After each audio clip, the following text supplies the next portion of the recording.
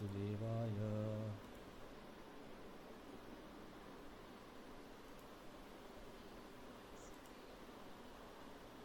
ओम नमो भगवते वासुदेवाय.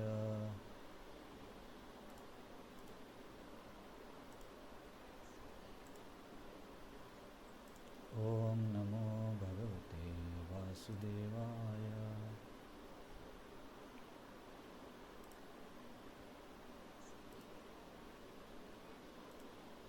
हरे कृष्ण. आपण गीतेच्या 10व्या अध्यायाचा अभ्यास सुरू केला आहे. या अध्यायाचं नाव आहे विभूती योग. विभूती योग किंवा इंग्लिशमध्ये द ऑप्युलन्स ऑफ द ॲब्सोल्यूट. तर तुमच्यापैकी किती जणांना आठवतं विभूती म्हणजे काय?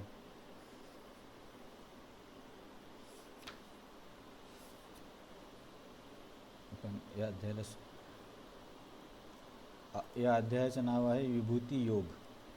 तर मागच्या वेळेस आपण चर्चा केली होती की विभूती म्हणजे काय.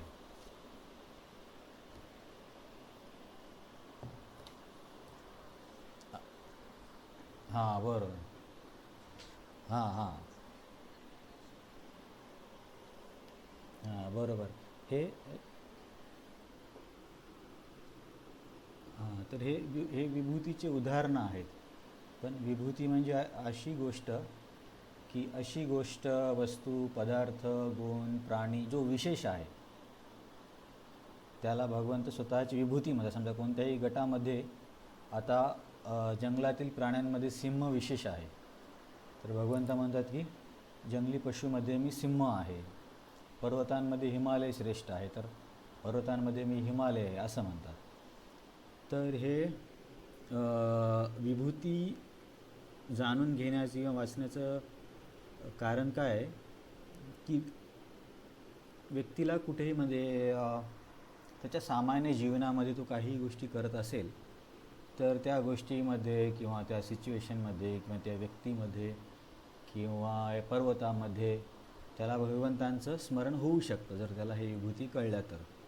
जसे की वृक्षांमध्ये मी अश्वत्थ वृक्ष आहे असं म्हणतात. अश्वत्थ वृक्ष बघितल्यावरती भगवंतांचं स्मरण होऊ शकतं. तर ह्या विभूती भगवंतांचं स्मरण करण्यासाठी मदत करतात. आणि दुसरं तुम्ही जे बोलले की ह्या म्हणजे भगवंतांचं ऐश्वर्य आहे ते पण बरोबर आहे. भगवंतांची खास किंवा विशेष गुण.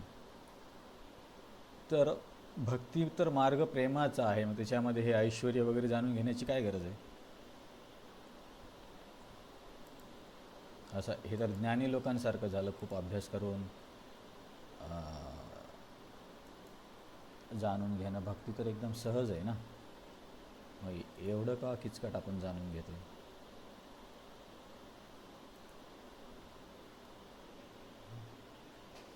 बरं, समजा तुम्ही असा विचार करा की तुम्ही कृष्ण या व्यक्तीला याच्याबद्दल कधीच ऐकलं नाही.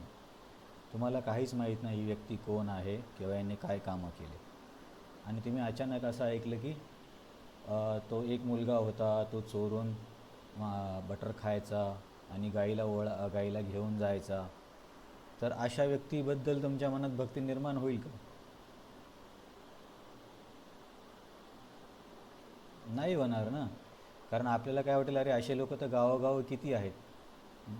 परंतु जेव्हा भगवंतांचे सर्व विशेषता आपण ऐकून घेतो, जसे की सृष्टी ते कशी करतात, किंवा प्रत्येक ठिकाणी त्यांचं नियंत्रण कसं आहे, त्यांच्या शक्ती कशा कार्य करतात, हे पहिले 9 स्कंदाचा अभ्यास झाल्यावरती जेव्हा भगवंताची महिमा समजते मग त्या व्यक्तीबद्दल आपोआपच हृदयामध्ये आदर निर्माण होतो.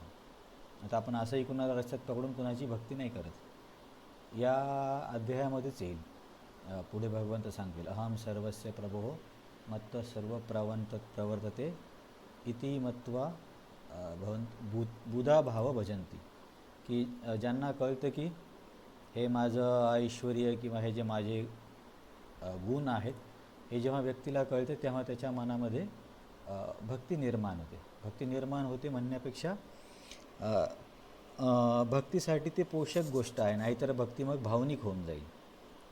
पण जेव्हा आपल्याला भगवंतांच्या तत्त्वाची माहिती होती की कृष्ण कोण आहे, जीव कोण आहे, शक्ती कोण आहे, काय संबंध आहे, तर मग भक्ती केवळ भावनिक नाही राहणार. भावनिक भक्तीचा काय प्रॉब्लेम होतो, आयुष्यामध्ये काही संकट आलं की मग ते लोक सोडून देतात भक्ती, कारण त्यांची श्रद्धा एकदम काय म्हणता येईल नाजूक असते. पण जेव्हा शास्त्रातून वाचून की जगाचं स्वरूप कसं दुःखदायक आहे, अशा गोष्टी होतच असतात, त्याच्यामागे काय भाव असला पाहिजे, कसं स्वीकारायचं, तो नारद छोटा मुलगा होता त्याने कसं स्वीकारलं, हे सगळ्या गोष्टी जेव्हा आपण वाचतो ऐकतो तेव्हा मग अशा भक्तीला श्रद्धा टिकून राहते. त्यासाठी ह्या सगळ्या गोष्टी पण जाणून घेणं आवश्यक आहे.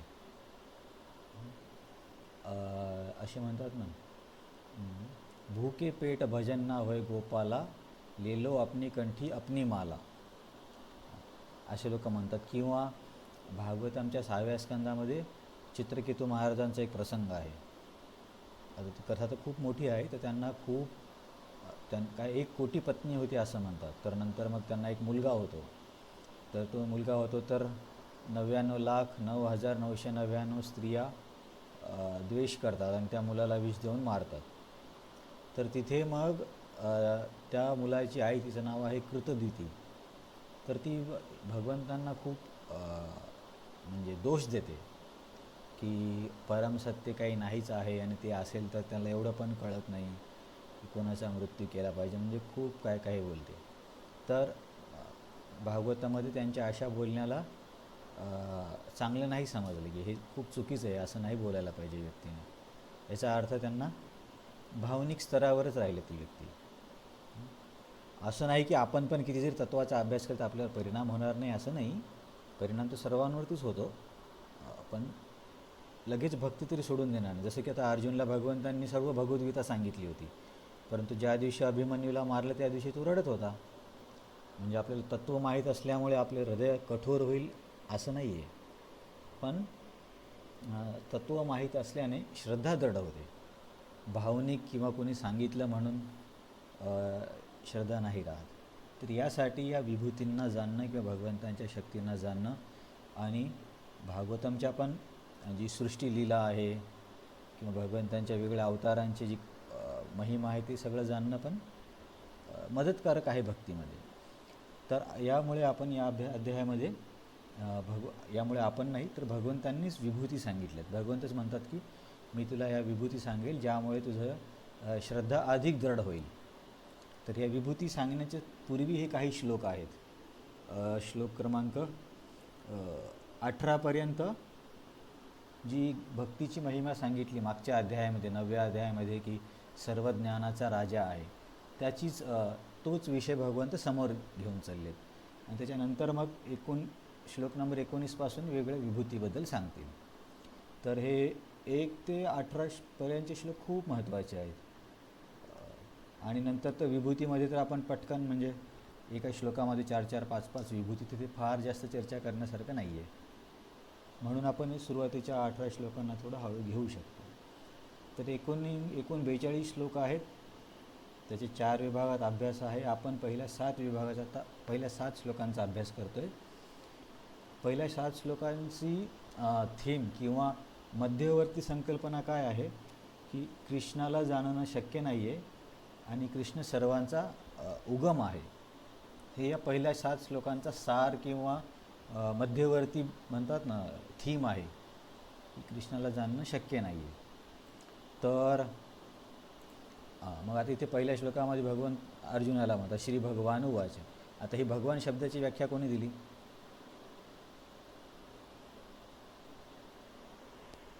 हां, बरोबर, पराशर मुनी. आणि भगवान शब्दामध्ये भग म्हणजे भगवंतांचं ऐश्वर्य. किती भग आहेत आणि कोणते आहेत?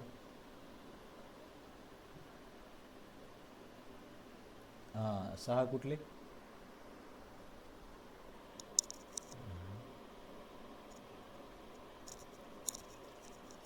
हां, आणि या प्रत्येकाचं एक उदाहरण कोणाला सांगता येईल?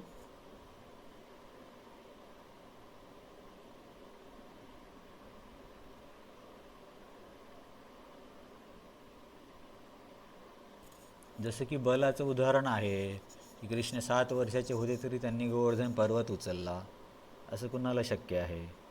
कोवला पीड नावाच्या एवढ्या मोठ्या हत्तीला उचलून मारलं, हे शक्य आहे का? तरी त्यांचं बल दर्शवतो. नंतर कीर्ती, तर भगवंत केवळ इथेच नाही तर संपूर्ण ब्रह्मांडामध्ये प्रसिद्ध आहेत. कारण जेव्हा भगवंत स्वधामी परत जात होते तेव्हा सर्व देवी देवता त्यांना त्यांच्या त्यांच्या ग्रहांवरती बोलवत होते.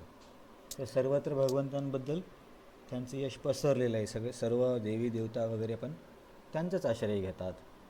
नंतर ज्ञान, तर ज्ञानाबद्दल काय सांगाल तुम्ही? भगवंतांचं ज्ञान ऐश्वर कसं आहे आपल्या अभ्यासामधून? हां, ओके. हे पण बरोबर आहे. गीतेमध्ये हां, ओके, ते पण परफेक्ट आहे. आणखीन गीतेमध्ये एखादा श्लोक जिथे दर्शवतं की ज्ञान ज्ञान कसं भगवंतांचं ऐश्वर आहे, किंवा ते त्यांना कसं सर्व ज्ञान आहे. म्हणजे तुम्ही सांगितले हे सर्व करेक्ट आहे, पण त्या एका श्लोकामध्ये ह्या सगळ्या गोष्टी बसून जातात म्हणून मी म्हटलं. आणि तो ज्ञानाबद्दल म्हणतोय आपण. ज्ञान तुम्हाला मी सांगितलं, तुम्हाला खूप सोपं पडेल. तो आहे ना श्लोक, सर्वसच्या अहम हृदि सन्निविष्टो मत स्मृतिर्ज्ञानमपोहनम च वेदेश्च सर्वेर अहमेव वेद्यो वेदांतकृत वेद विदेव चाहम. आता सर्व ज्ञान तर वेदामध्येच आहे ना. तर भगवंत म्हणतात की वेदांचा कर्ता संकलक मीच आहे, आणि भगवंतांच्या श्वासामधून वेदांची निर्मिती होते. त्यामुळे ज्ञान पण झालं. आपण यश, बल, ज्ञान बघितलं. नंतर अजून काय आहे? संपत्तीबद्दल काय सांगता येईल भगवंतांच्या?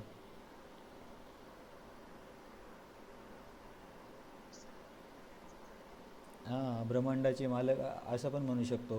नाहीतर तो प्रसिद्ध श्लोक आहे ना, चिंतामणी प्रकर सद्मसु कल्पवृक्ष, की त्यांच्या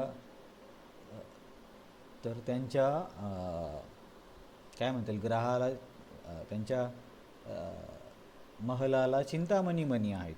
चिंतामणी कोणी सोन्याची गोल्ड लिफिंग वगैरे करेल किंवा कोणी महागडा पेंट लावेल, पण चिंतामणी लावायचे म्हणजे किती कठीण आहे.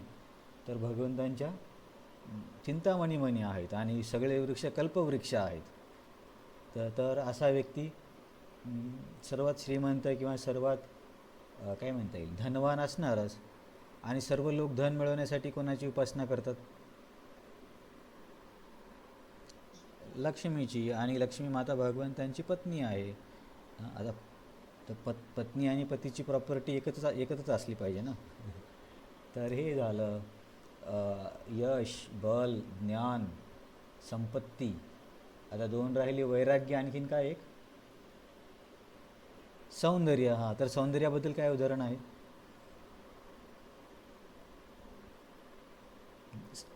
सौंदर्याबद्दल आपण सत्संगामध्ये खूप उदाहरणं बघितली ना, की हां, ते ब्रह्मसंहिते पण मध्ये पण येतं, कंदर्प कोटी कमनीय. आणि आपण कालियाच्या लीलेमध्ये पण बघितलं होतं की कालिया भगवंतांचं सौंदर्य कसं ऑब्झर्व करतो. कुणाचा आवाज येतोय?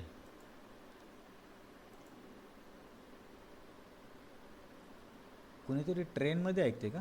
हां, तर हां, कालिया काय म्हणतो, कालियाला काय दिसतं भगवंतांचं? त्या श्लोकाची सुरुवात कशी आहे, आठवतोय कोणाला? आपण कालियामध्ये ते भगवंतांचे हां, बरोबर. तम प्रेक्षणीय सुकुमार गणावदातम स्मित श्रीवत्स पीत वसनम क्रीड क्रीडंतम अक्रौदभिय कमलोदरांग्री संदश्य मर्मसुरुषा भुजया चचाद. तिथे पण बघितलं होतं. नंतर रुक्मिणी देवीने पण त्यांच्या सौंदर्याबद्दल सांगितलं. खूप ठिकाणी वर्णन येते. ब्रह्माजींनी पण सांगितलं. एक श्लोक आहे ना, वरहा पीडम नटवर वपू. तर हा ब्रह्माजीने बोललेला श्लोक आहे. हा श्लोक ऐकूनच शुकदेव गोस्वामी आकर्षित झाले होते. तर सौंदर्याचं वर्णन खूप ठिकाणी आहे. आणि वैराग्याबद्दल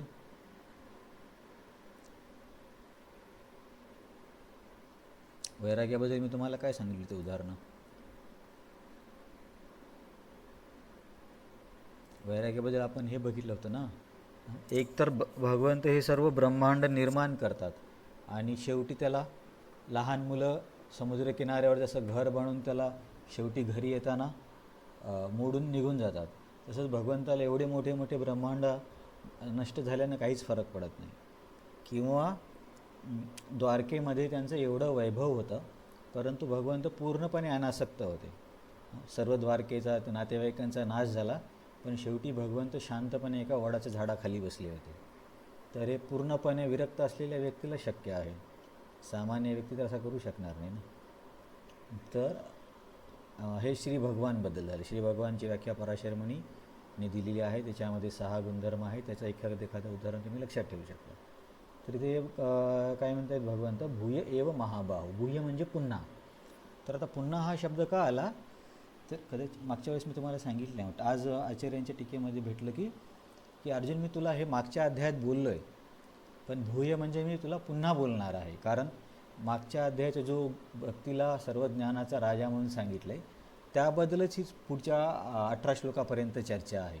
म्हणून भगवंत म्हणतात भूय. भूय म्हणजे मी तुला पुन्हा सांगणार आहे. आणि महाबाहू का म्हणतात भगवंत अर्जुनला, कुणाला आठवतं?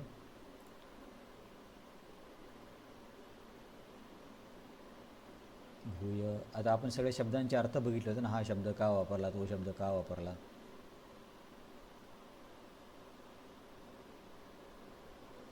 तर महाबाहू म्हणजे काय होतं, हा महाबाहू या शब्दाचा अर्थ तो तुम्हाला माहीत असेल. महा म्हणजे मोठी, बाहू म्हणजे बलिशाही. तर भगवंत अर्जुनला म्हणतात की बाबा, तुझ्या भुजा तर बलशाली आहेत, म्हणजे तुझ्या हातामध्ये खूप शक्ती आहे, पण तुला आता इथं तुझी बुद्धीची शक्ती लावावी लागेल. जसं तुला आपण कधी कधी काही लोकांना बघतो ना, की शरीराने खूप धष्टपुष्ट असतात, पण डोक्याने थोडेसे कमी असतात. तर भगवंत म्हणतात, तू हाताने तर खूप बलशाली आहे, परंतु इथे तुला तुझ्या बुद्धीची शक्ती दाखवावी लागणार आहे, जे मी सांगत आहे ते ऐकण्यासाठी. भूय एव महाबाहो. भूय म्हणजे मी मागच्या अध्यायात तुला ते सांगितलं, त्याबद्दलच पुन्हा सांगत आहे, किंवा त्याचंच कंटिन्यू आहे. म्हणून अर्जुन तू ऐक आणि ते तू तुझ्या बुद्धीची क्षमता दाखव. शृणु मे परमं वच. मी जे काही परम म्हणजे जे काही सर्वोच्च ज्ञान तुला देणार आहे ते ऐक. आपण तेव्हा चर्चा केली होती, अर्जुन तर ऐकतच होता, कारण युद्ध सुरू नव्हतं झालं, ते दोघे समोरासमोर होते. आता एखादा व्यक्ती ऐकते, त्याला पुन्हा ऐक म्हणण्याची काय गरज आहे. शृणु या शब्दावरून शृणूचा अर्थ तुम्ही बघा, प्रभुपादांनी पण काय दिला. शृणु म्हणजे ऐक. तर इथे अर्जुन ऐकतो आहे, पण भगवंत म्हणतात की लक्ष देऊन ऐक, कारण मी आता महत्त्वाचं बोलणार आहे. कधी कधी आपण पण बघतो ना, टीचर पण किंवा शाळेमध्ये पण किंवा कॉलेजमध्ये शिकवताना एखादं समजा असे काही पॉईंट असेल जो की एक्झाममध्ये येणार आहे, तर तेव्हा ते म्हणतात की हे लक्ष देऊन ऐका, हे याच्यावरती क्वेश्चन येऊ शकतो. तर तसं भगवंत म्हणतात की तू लक्ष देऊन ऐक, तू ऐकत तर आहे, आणि मी तुला माझे सर्वोच्च वचन किंवा सर्वोच्च ज्ञान सांगणार आहे. यत्ते अहम प्रियमानाय. तुला मी का सांगत आहे, कारण तू काय आहे, प्रियमानाय. प्रियमानायचा अर्थ काय होता. अर्जुन तू प्रेमाने भरलेला आहे, म्हणून मी तुला सांगतोय. असं सगळ्यांना सांगत फिरत नाही, कारण असेही लोक भगवंतांचा हेच करतात, मत्सरच करतात. तर परंतु अर्जुन तू तसा नाही आहे, तू प्रेमाने भरलेला आहे, म्हणून मी तुला हे सांगत आहे. तर त्याच्यानंतर हा श्लोक काय आहे. भूय महाबाहो शृणु मे परमवच यत्यहं प्रियमानाय वक्ष्यामि. वक्ष्यामि म्हणजे मी बोलत आहे. आणि हित काम्यया, आपल्याला माहिती आहे ना, हित म्हणजे कुणाचं चांगलं करणं. काम्यया म्हणजे इच्छा, तुझं हित करण्याची इच्छा असल्यामुळे मी तुला हे माझे वचन पुन्हा सांगत आहे, कारण तू माझ्याबद्दल प्रेमाने भरलेला आहेस. तेव्हा अर्जुन, जसा तू बलशाली आहेस, तसंच इथे तुझ्या बुद्धीचं बळ दाखव आणि लक्षपूर्वक ऐक. तर हे आपण बघितलं, याची तर शॉर्ट रिव्हिजन पण झाली. नंतर दुसऱ्या श्लोकामध्ये भगवंत म्हणतात की बाबा, हे माझ्याबद्दल मी तुला सांगत आहे, किंवा ज्या ह्या गोष्टी आहेत ह्या बऱ्याच लोकांना माहिती नाही आहेत. बऱ्याच लोकांमध्ये कोण आहे असं नाही की भारतीय किंवा पृथ्वीवरची लोक, तर पूर्ण ब्रह्मांडामध्ये भगवंतांना समजणं कठीण आहे. जे भगवंत अर्जुनला सांगत आहेत ते सर्वांना माहिती आहे असं नाही आहे. तर त्याच्यामध्ये कुठून सुरुवात केली, न मे विदू, विदू म्हणजे माहीत, जाणणे. वेद विदू हे एकसारखे शब्द आहेत. जाणणे, माहिती असणे, याला वेद विदू म्हणतात. तर न मे विदू सुरगणा. गणा म्हणजे हे असतो ग्रुप. आपल्याकडे मला वाटतं चमू म्हणतात, चमू. सूरगणा, गणांचा एक ग्रुप.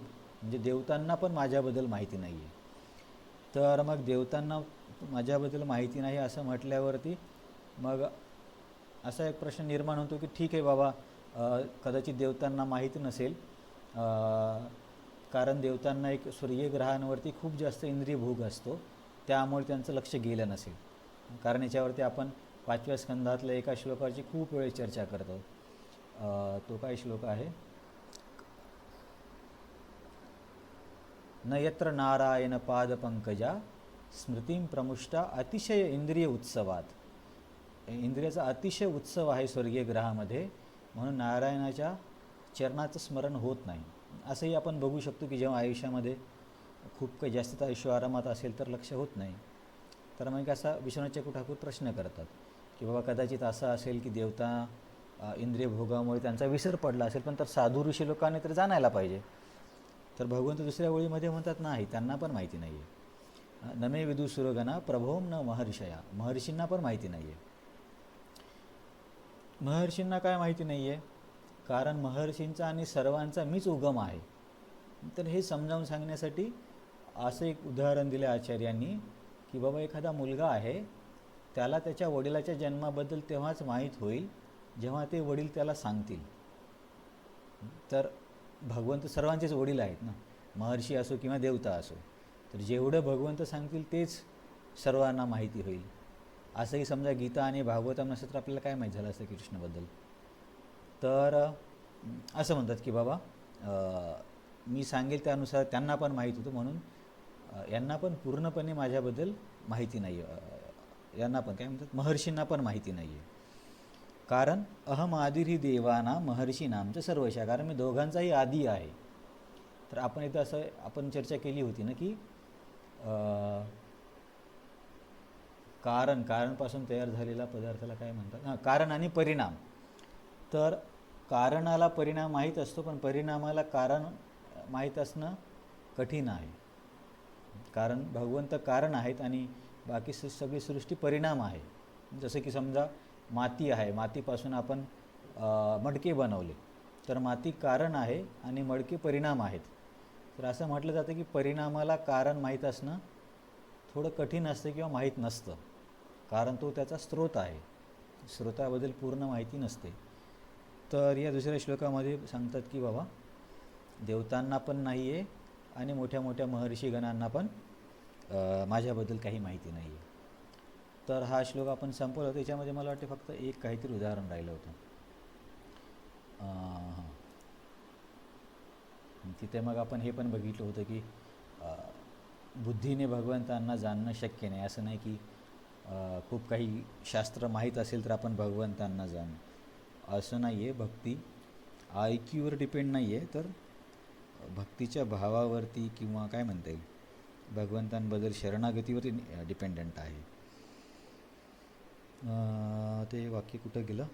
बुद्धिमत्तेवरती निर्भर नाही.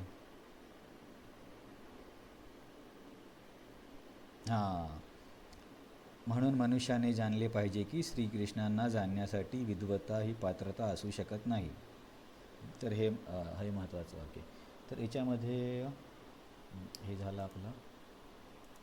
नंतर हा जो श्लोक आहे मनसो मुनिपुंगवानाम, हा पण ब्रह्मसंहितेमधला श्लोक आहे की वायोरथापि मनसो मुनिपुंगवानाम, की वायूच्या गतीने किंवा मनाच्या गतीने जरी मुनी लोकांनी प्रवास केला तरी ते केवळ भगवंतांच्या नखापर्यंत ज्ञान घेऊ शकतात.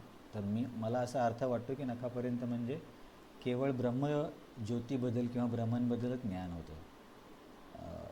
या ज्ञानाच्या मार्गाने किंवा स्वतःच्या प्रयत्नाने कितीही मोठे प्रयत्न केले तर भगवत ज्ञान पूर्णपणे होत नाही. ब्रह्मसाक्षात्कारापर्यंत होऊ शकतं. असा एक हा ब्रह्मसंहितेमधला श्लोक आहे. वायोरपि मनसो मुनिपुंगवानाम. ते काय आहे मला पण आठवत. मी तर क्लासच्या आधी झोपेच्या गोळ्या घेतो तस. तत्वे. आणि तर हा श्लोक आहे. तर देवता आणि मनुष्यांची बुद्धी त्यांनी दिली आहे, हे तर झालं होतं. ठीक आहे, काय कशाची चर्चा बाकी होती? एक काहीतरी बाकी होतं. हां, येस माताजी. हां, तेच तर मी शोधते कोणत्या मुद्द्याच्या संदर्भात होती ती स्टोरी. दुसरा ना. हां, तर 2-3 स्टोरी आहे, बघू किती सांगण्याची.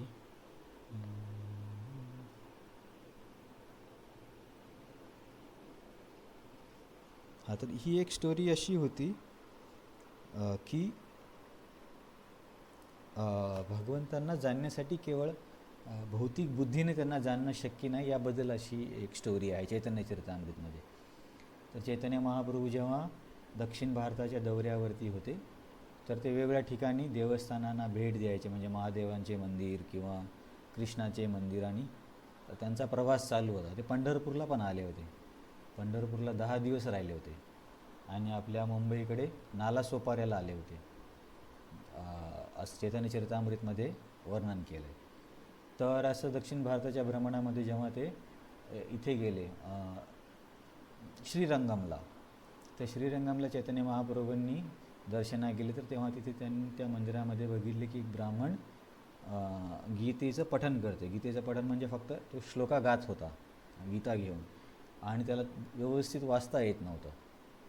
तर हे बघून दुसरे ब्राह्मण त्याला हसत होते की अरे, म्हणजे वाचता पण येत नाही आणि ते हा विद्वान आला वगैरे, असं लोक टिंगल करतात ना.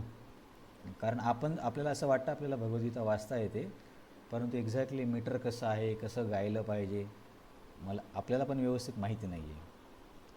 म्हणजे काय म्हणतात, अगदी त्याला शास्त्रशुद्ध पद्धतीने.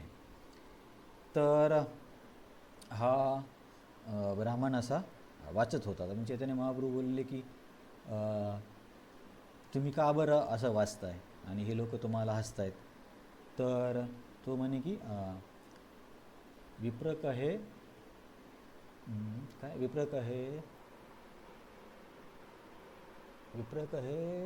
शब्दार्थ ना जानी, शुद्धाशुद्ध गीता पडी गुरु आज्ञा मानी.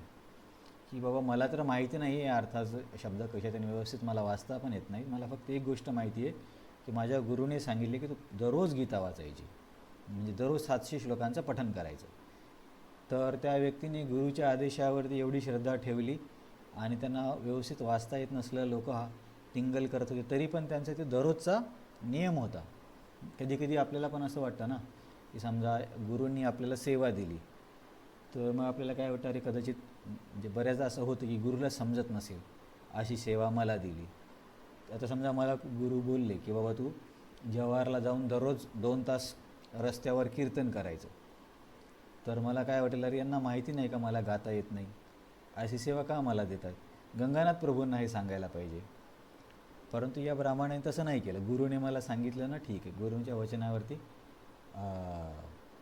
श्रद्धा ठेवून दररोज हे ब्राह्मण वाचन करायचे.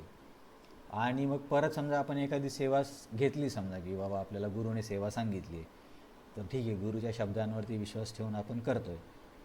पण बऱ्याचदा काय होतं, तुम्हाला पण अनुभव असेल की जेव्हा भक्तीमध्ये तो येतो तेव्हा लोक टिंगलटवाळी करतातच की काय हरे कृष्णा झाले का, किंवा या वयात हे केलं पाहिजे का, किंवा काही लोक हसणार. एखाद्या वेळेस आपण चुकून काही बोललो तर म्हणा, अरे तुम्ही हरे कृष्ण असेच आहात का, हे सगळीकडे चालूच असतं. परंतु या व्यक्तीने या सगळ्या गोष्टीकडे दुर्लक्ष केलं. फक्त गुरुने सांगितलं मला येऊ किंवा न येऊ दररोज वाचायचं. म्हणजे येऊ किंवा न येऊ म्हणण्यापेक्षा विप्रक हे शुद्धाशुद्ध काय, माझी झोपेची गोळी घेतली संध्याकाळी का असं होतं. विप्रक हे शुद्धाशुद्ध न जानी, विप्रक हे शुद्धाशुद्ध गीता पडी गुरु आज्ञा मानी, एवढं तरी मला आठवतं. तर हे ब्राह्मण असे वाचत होते. तर ते चैतन्य महाप्रभू गेले आणि त्यांना बघितलं, तर ते या ब्राह्मणाच्या डोळ्यातून अश्रू येत होते. तर चैतन्य महाप्रभूंना आश्चर्य वाटले की बाबा याच्यामध्ये अश्रू येण्यासारखं काय आहे. तर चैतन्य महाप्रभू बोलले की तुम्हाला वाचायला पण कठीण जातं, हे लोक एवढी टिंगल वगैरे करतात, त्यांच्या डोळ्यातून अश्रू का येतात, हे लोक त्रास देतात म्हणून का. तर ते बोलले नाही, मला तरी यांच्या याने काहीच फरक पडत नाही, कारण माझ्या गुरुची आज्ञा आहे, मला याने अश्रू येत आहेत की गीतेमध्ये वाचून मी बघतोय पहिल्या अध्यायामध्ये की संपूर्ण सृष्टीचा जो व्यक्ती स्वामी आहे, जो परमेश्वर आहे, परमसत्य आहे, तो एका साधारण जीवाचा ड्रायव्हर कसा काय होऊ शकतो. आणि मग इथे मला भगवंतांची भक्तवत्सलता समजली की भगवंत आपल्या भक्तासाठी कुठल्याही स्तराला जायला तयार आहेत. आणि साधारणतः खूप श्रीमंत व्यक्तीला दुसऱ्यासाठी गाडी चालवणं म्हणजे खूप कठीण गोष्ट आहे. त्यांच्याचकडे भरपूर ड्रायव्हर असतात. तर अशा आपण बऱ्याच गोष्टी बघितल्या ना शास्त्रामध्ये की अर्जुनाला वाचवण्यासाठी भगवंतांनी आपली व्रत तोडून भीष्मावरती हे केलं होतं, चाक घेऊन गेले होते. तर अशाच प्रकारे ते हा ब्राह्मण बोलला की मला भगवंतांच्या या भक्तवत्सलतेमुळे माझ्या डोळ्यातून अश्रू येतात. तर चैतन्य महाप्रभू काय बोलले की गीतेचा खरा अर्थ तुम्हालाच कळला म्हणून. तर हे सर्व लोक जरी टिंगलटवाळी करत असले आणि तुम्हाला व्यवस्थित वाचता येत नाही आहे तरीसुद्धा गीतेचा अर्थ तुम्हालाच कळलं असं माझं मत आहे. तर चैतन्य महाप्रभूंच्या या मताला असं म्हणण्याला काय महत्त्व आहे, किंवा याच्यावरून आपण काही तुम्हाला जोडून काही निष्कर्ष काढता येईल का, की चैतन्य महाप्रभू त्या व्यक्तीला म्हणत आहेत की जरी तुम्हाला व्यवस्थित वाचता येत नाही परंतु तुमचा अनुभव असा आहे, तर माझं असं मत आहे की गीता तुम्हालाच समजली आहे. तर याच्यावरती तुम्हाला एखादा काही विचार सुचतो की चैतन्य महाप्रभूने असं म्हणणं का विशेष आहे. हा प्रश्न.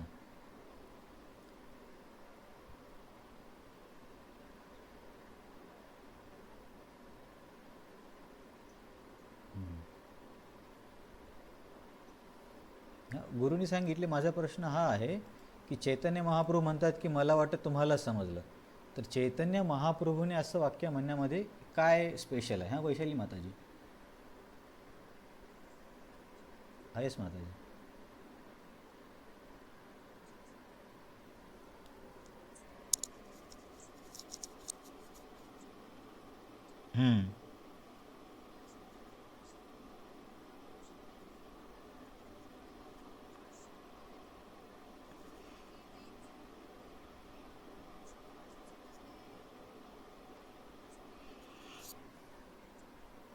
हां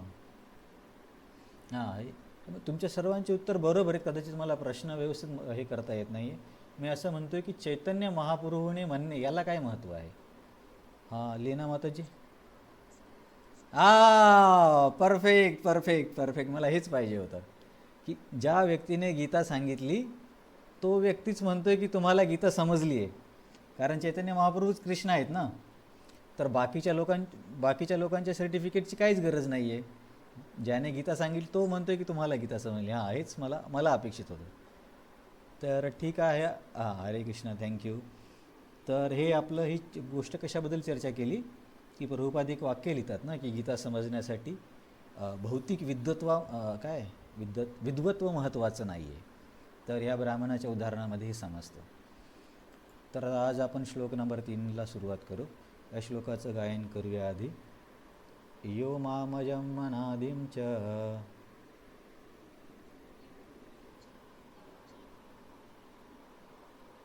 वेत्ति लोकमहेश्वरम्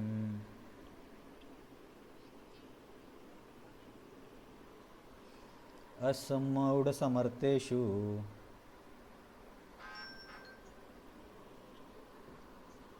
सर्वपापै प्रमुच्यते.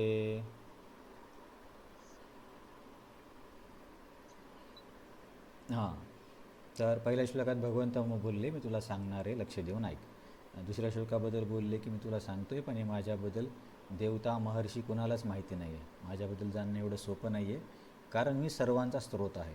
स्रोताला जाणणं पूर्णपणे जाणणं खूप कठीण. याच्याबद्दल मी तुम्हाला हे उदाहरण दिलं होतं की मिठाई बनवणारा आणि मिठाई. तर मिठाई बनवणाऱ्याला मिठाईचं सगळं काही माहीत असतं, किती साखर, रेसिपी कोणती आहे, काय. पण मिठाई बनवणारा पूर्णपणे समजणं कठीण. समजा मिठाईला चेतना जरी असली तरी त्या बनवणाऱ्याला पूर्णपणे समजणं कठीण आहे. तसंच आपल्या उदाहरणामध्ये भगवंत त्या मिठाई बनवणाऱ्यासारखे आहे. सर्व काही तेच बनवतात ना, त्यामुळे त्यांना पूर्णपणे जाणणं कठीण आहे. तर इथे या श्लोकामध्ये भगवंत म्हणतात परंतु माझ्याबद्दल काही गोष्टी जरी लोकाला समजल्या पूर्ण तर कठीण आहे, तरीसुद्धा त्या व्यक्तीच्या सर्व पापाचा नाश होतो. तर अशा कोणत्या काही गोष्टी समजल्या पाहिजे. तर त्यातली पहिली ही गोष्ट आहे यो माम. यो म्हणजे जो कोणी व्यक्ती, आपण जो म्हणतो संस्कृतमध्ये यो आहे. यो माम, माम म्हणजे माझ्याबद्दल. यो माम अजम अनादिमच व्यक्ती. व्यक्ती म्हणजे जाणणे. तर भगवंतांबद्दल काय जाणतो तो व्यक्ती, काय जाणलं तर तो सर्व पापातून मुक्त होतो, की मी अजन्म आहे, तरीसुद्धा मी जन्म घेतो, हे ज्या व्यक्तीला कळतं. नंतर वेत्ती लोक महेश्वरम, या सर्व ब्रह्मांडाचा मीच ईश्वर आहे. महेश्वर म्हणजे महाईश्वर. लोक म्हणजे वेगळे असतात ना, सत्यलोक, तपलोक, जनलोक. बहुतेक नाही काय, थोडक्यात सृष्टीचे स्वामी.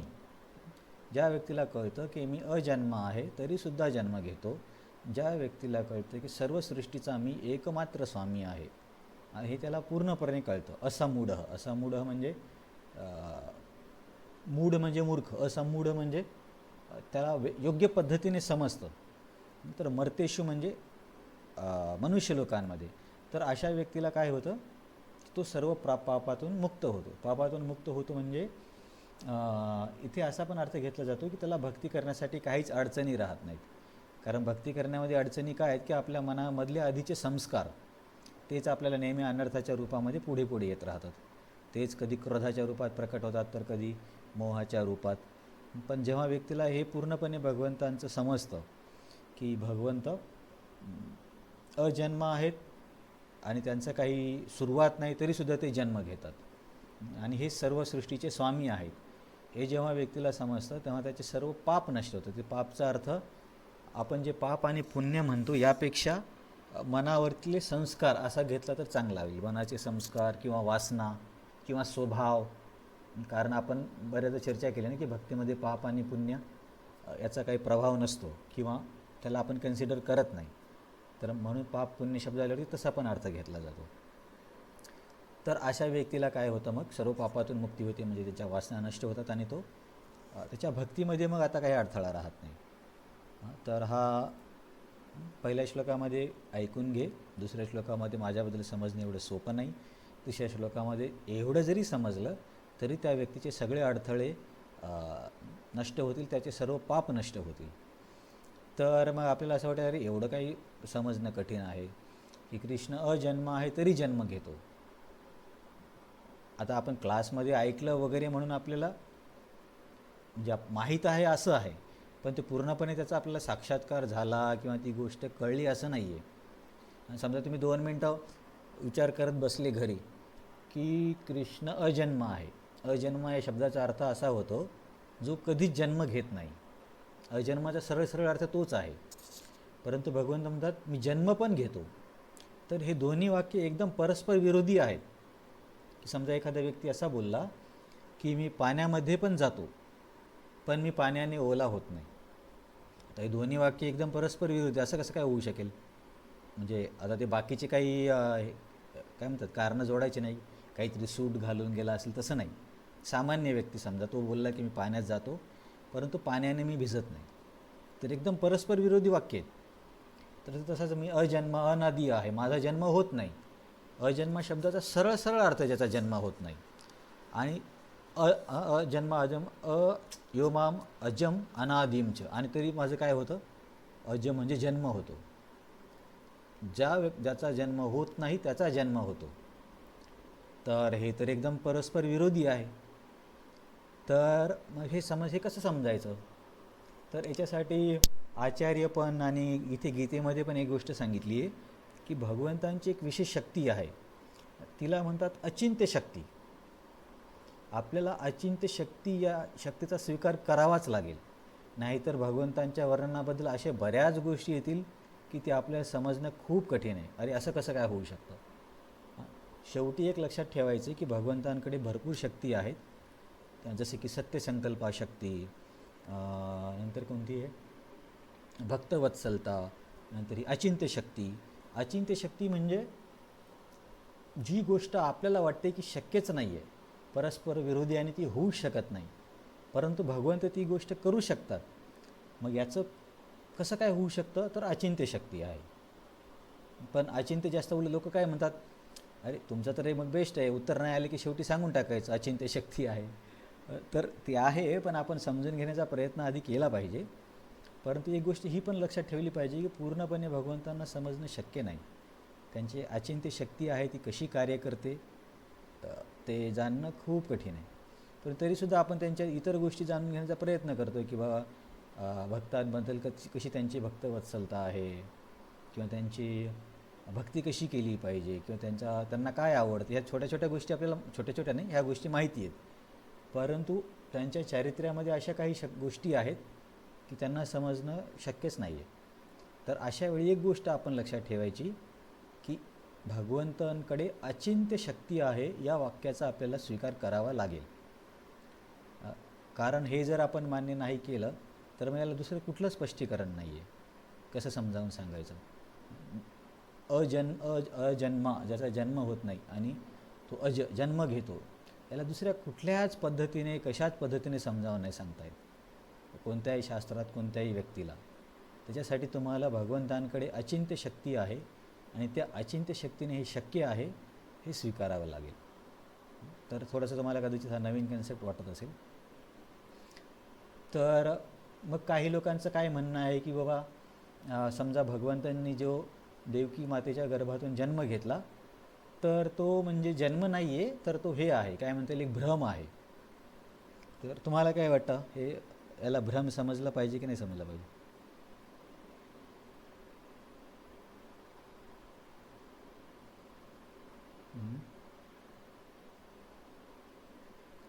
हां, तेच तर.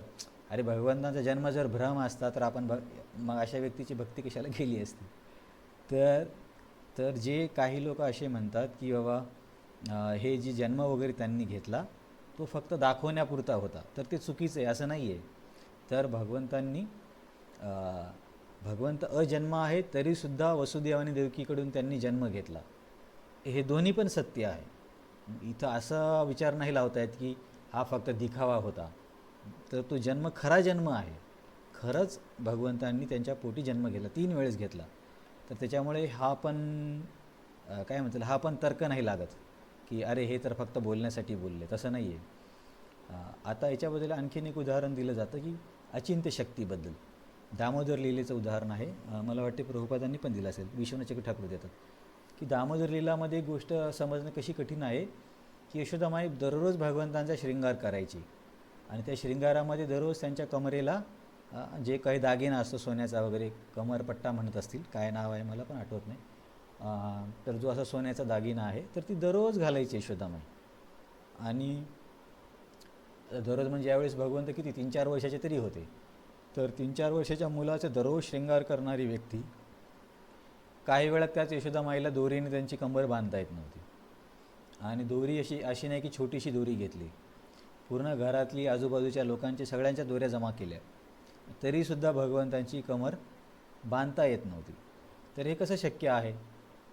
जी व्यक्ती दररोज त्यांचा शृंगार करताना तिथेच दागिना पूर्णपणे व्यवस्थित घालते त्याच व्यक्तीलाच कितीही दोरी आणली तरी त्याला बांधता येत नाही आहे. ह्या दोन्ही गोष्टी परस्पर विरोधी आहेत की नाही आहेत? हां. मग मग मग याला एकच स्पष्टीकरण आहे की ही भगवंतांची अचिंत्य शक्ती आहे. नाहीतर तुम्ही कसं समजावून सांगणार? आणि असं कुठेच उल्लेख नाही आहे की कृष्णाने हळूहळू आपलं शरीर मोठं केलं, असं नाही आहे. एक असं पण होऊ शकतं ना की अरे कृष्ण खूप मोठा झालं शरीर आणि म्हणून रस्सी कमी पडली, असं नाही. तर जेवढे होते तेवढेच होते, शरीरामध्ये काहीच बदल नाही झाला, पण तरीसुद्धा बांधू शकत नव्हते. माझ्या तिथं अचिंत्य शक्ती जर नाही स्वीकारली तर मग कसं उत्तर देणार? तर आणि जे लोक म्हणतात ना नाटक करतो, कदाचित नाटक असेल, जसं की आता कृष्ण यशोदामाई जेव्हा काठी मागं घेऊन लागली, त्यांना पकडलं, तेव्हा भगवंत रडत होते, त्यांच्या डोळ्यातून अश्रू आले. आपण त्या दामोदर अष्टकमध्ये पण गातो ना. हां हां हां. तर ते की बाबा दोन्ही हाताने दोनच्या डोळ्यांना पुसत होते, म्हणजे त्यांच्या डोळ्यातून पाणी येत होतं. तर आता भगवंतांच्या डोळ्यातून पाणी येणं हा फक्त एक नाटक असेल की सत्य गोष्ट असेल?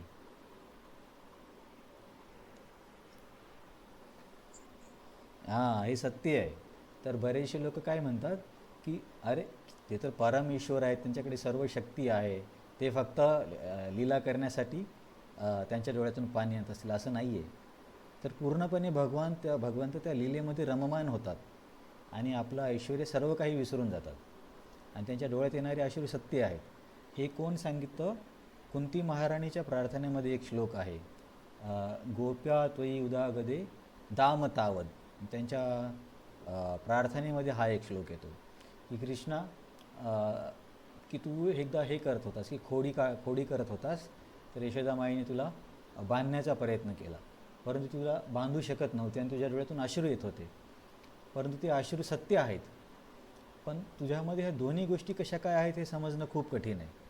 की तू सर्व परमेश्वर आहेस तरी तुझ्या डोळ्यातून अश्रू पण येत आहेत. तर हे अचिंत्य शक्तीची काही उदाहरणं आहेत. तर आणखीन काही उदाहरणं यांनी दिलीत. जेव्हा विदुर उद्धवजींना भेटतात महाभारताच्या युद्धानंतर, तर उद्धवजींना विचारतात की सर्व नातेवाईकांबद्दल वगैरे वगैरे. तर आणि भगवंतांबद्दल विचारले की उद्धव 40 मिनटं समाधीमध्ये जातात. भगवंतांच्या सर्व लीला आठवायला लागतात आणि समोर विदुर बसलेले. आणि मग ते जेव्हा समाधीतून बाहेर येतात भगवंता चिंतनातून, मग त्यांना भगवंतांबद्दल सांगायला सुरुवात करतात. तर त्या सांगण्यामध्ये उद्धवजी एक श्लोक बोलतात. त्या श्लोकामध्ये पण 2-3 श्लोक आहेत, त्यापैकी एक इथे दिला आहे की भगवंतामध्ये जी गोष्ट व्हायला नाही पाहिजे ती कशी काय होते. तर या 3ऱ्या स्कंदामधील 4थ्या अध्यायाचा हा 16वा श्लोक आहे. तिथे उद्धवजी काय म्हणतात, कर्मानी अनिहस्य भवो अभवस्य ते. कर्मानी अनिहस्य, की बाबा तुम्ही असे आहात, तुम्हाला काहीच प्राप्त करायचं नाही, सर्व काही म्हणजे तुम्हाला, म्हणजे आता विदुरजींना सांगतात की भगवंत असे आहेत, त्यांना काहीच प्राप्त करण्याची गरज नाही, सर्व काही त्यांचंच आहे. तरीसुद्धा ते जेव्हा द्वारकेमध्ये राहत होते तेव्हा गृहस्थाप्रमाणे आपल्या सर्व कर्तव्य करत होते, की ब्राह्मणांना दान देणं किंवा गायीची सेवा करणं किंवा विशिष्ट वेळी वेगवेगळ्या प्रकारचे यज्ञ करणे. तर हे कसं काही समजणं शक्य नाही. तुम्हीच सगळ्याचे काही फळ देणारे आहात आणि तरीसुद्धा तुम्ही विहित कर्म करताय. नंतर ते काय म्हणतात, भवो अभवस्य ते. भव म्हणजे जन्म होणे, की कृष्ण अजन्म आहे तरीसुद्धा कृष्णाने जन्म घेतला. हे कसं काय शक्य आहे? असे उद्धवजी बरेच उदाहरण देतात, आपण या श्लोकातले तरी बघू. नंतर दुर्गाश्रयो अथारी भयात पलायनम कालात्मनो, की तुम्ही कसे आहात, तुम्ही स्वतःच काळ आहात. आता या जगामध्ये सर्व काही नष्ट कोण करतं?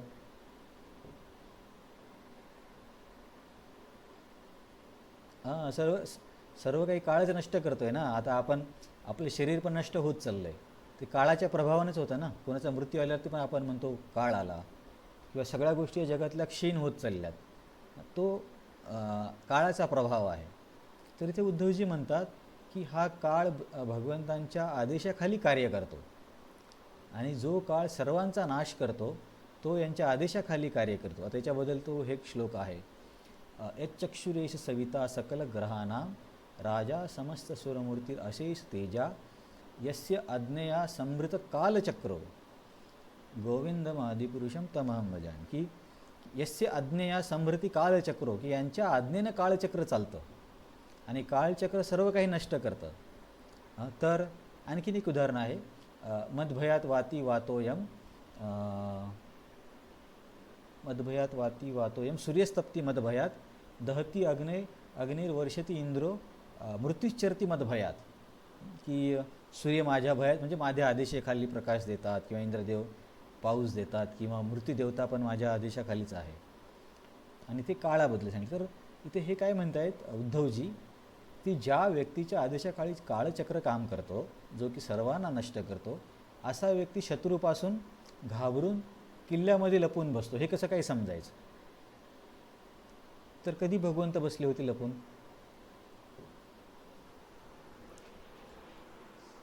हां, कालयवनचं पण एक म्हणू शकतो. आणि म्हणजे आता हे मला इथं उदाहरण वाचायला भेटलं नाही, पण मी कुठेतरी ऐकलं होतं की भगवंतांनी मथुरेवरती हे लोक नेहमी अटॅक करायचे ना, जरासन, चल्व, दंतवक्र वगैरे. तर तेव्हा भगवंतांनी काय केली की बाबा सगळ्यांना सेफ राहण्यासाठी द्वारका निर्माण केली समुद्रामध्ये. आणि म्हणजे अशी नगरी बनवली की त्याच्यावरती अटॅक करणं कठीण आहे. तर मला वाटतं जरासंध किंवा शिशुपाल म्हणतो, की अरे तू तर घाबरट आहे, आमच्यापासून घाबरून तू समुद्रामध्ये लपलास. तर हे उद्धवजी म्हणतात की हे कसं काय शक्य आहे? जो व्यक्ती ज्याच्या आदेशाखाली काळ कार्य करतो तो कसं काय लपून बसू शकतो? नंतर शेवटचं उदाहरण हे आहे, यत प्रमदा युताश्रम स्वात्मनरते खिद्यते धीरविदाम्य. स्वात्मनरते म्हणजे त्यांना आनंद मिळवण्यासाठी बाहेरून कुठल्या गोष्टीची गरज नाही आहे. त्याच्यासाठी आपण म्हणतो आत्माराम किंवा पूर्ण काम. इथं शब्द वापरला आहे स्वात्मनरते, हे म्हणजे ते स्वतःच्या अंतर्गत आनंदामध्येच भगवंत रममान आहेत.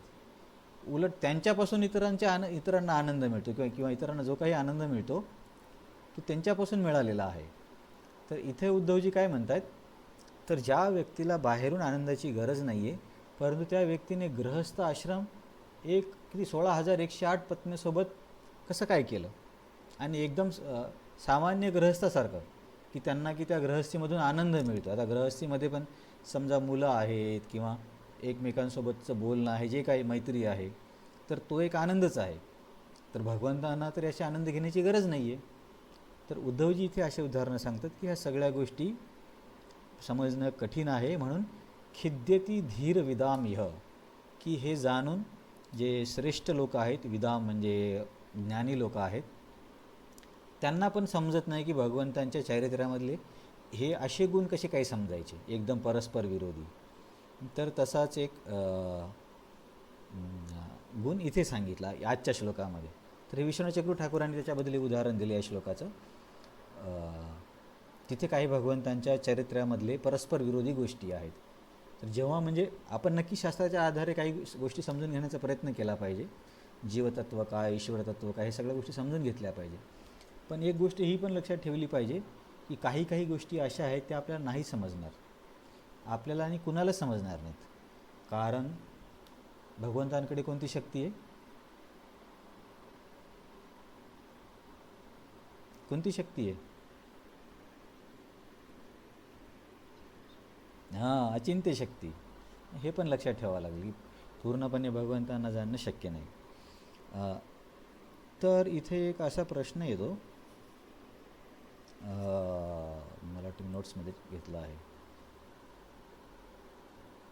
जो कोणी जाणतो की मी अजन्म आहे आणि जन्म घेतो तरीही अजन्म आहे, तो त्याचे सर्व भ्रम दूर होतात आणि सर्व बंधनातून मुक्त होतो. पण हे समजणे एवढं सोपं नाही आहे. सर्व विरोधाभास भगवंतांमध्ये शक्य आहेत, कारण अचिंत्य शक्ती. यशोदा माईचं एक उदाहरण आपण बघितलं. हां, तर आता चर्चा एक अशी होते की बाबा भगवंतांच्या या गुणांबद्दल एवढं काही म्हणजे विशेषता काय आहे. तर एक आपण गुण बघितला की भगवंतांचा जन्म होत नाही. अजन्म हा शब्द त्यांच्यासाठी आहे. जीवाचा जन्म होतो का? हां, जीवाचा म्हणजे जीवाचा म्हणजे आत्म्याचा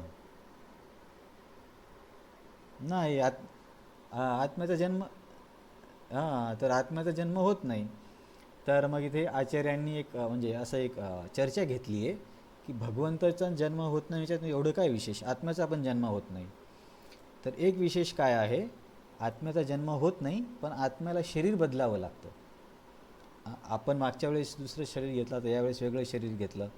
आपण पण अजन्म आहोत पण आपल्याला शरीर बदलावं लागतं. भगवंत अजन्म आहेत पण त्यांना शरीर बदलण्याची गरज नाही आहे. त्यांचं ते शाश्वत शरीर आहे. असं नाही की समजा कृष्ण इथून गेले आणि ते शरीर नष्ट झालं आणि पुढच्या वेळेस परत त्यांचं शरीर तयार झालं, असं नाही. कारण ते पूर्ण शरीर सच्चिदानंद आहे. त्याला जसे की आपण म्हणतो ना, आत्म्याला कापता येत नाही, सुकवता येत नाही, तसं त्यांचं स्वरूप सच्चिदानंद आहे. तर त्याच्यामध्ये बदल नाही होत. तर हा एक पहिला हे आहे, एक चर्चेचा मुद्दा की जीवसुद्धा अजन्म आहे.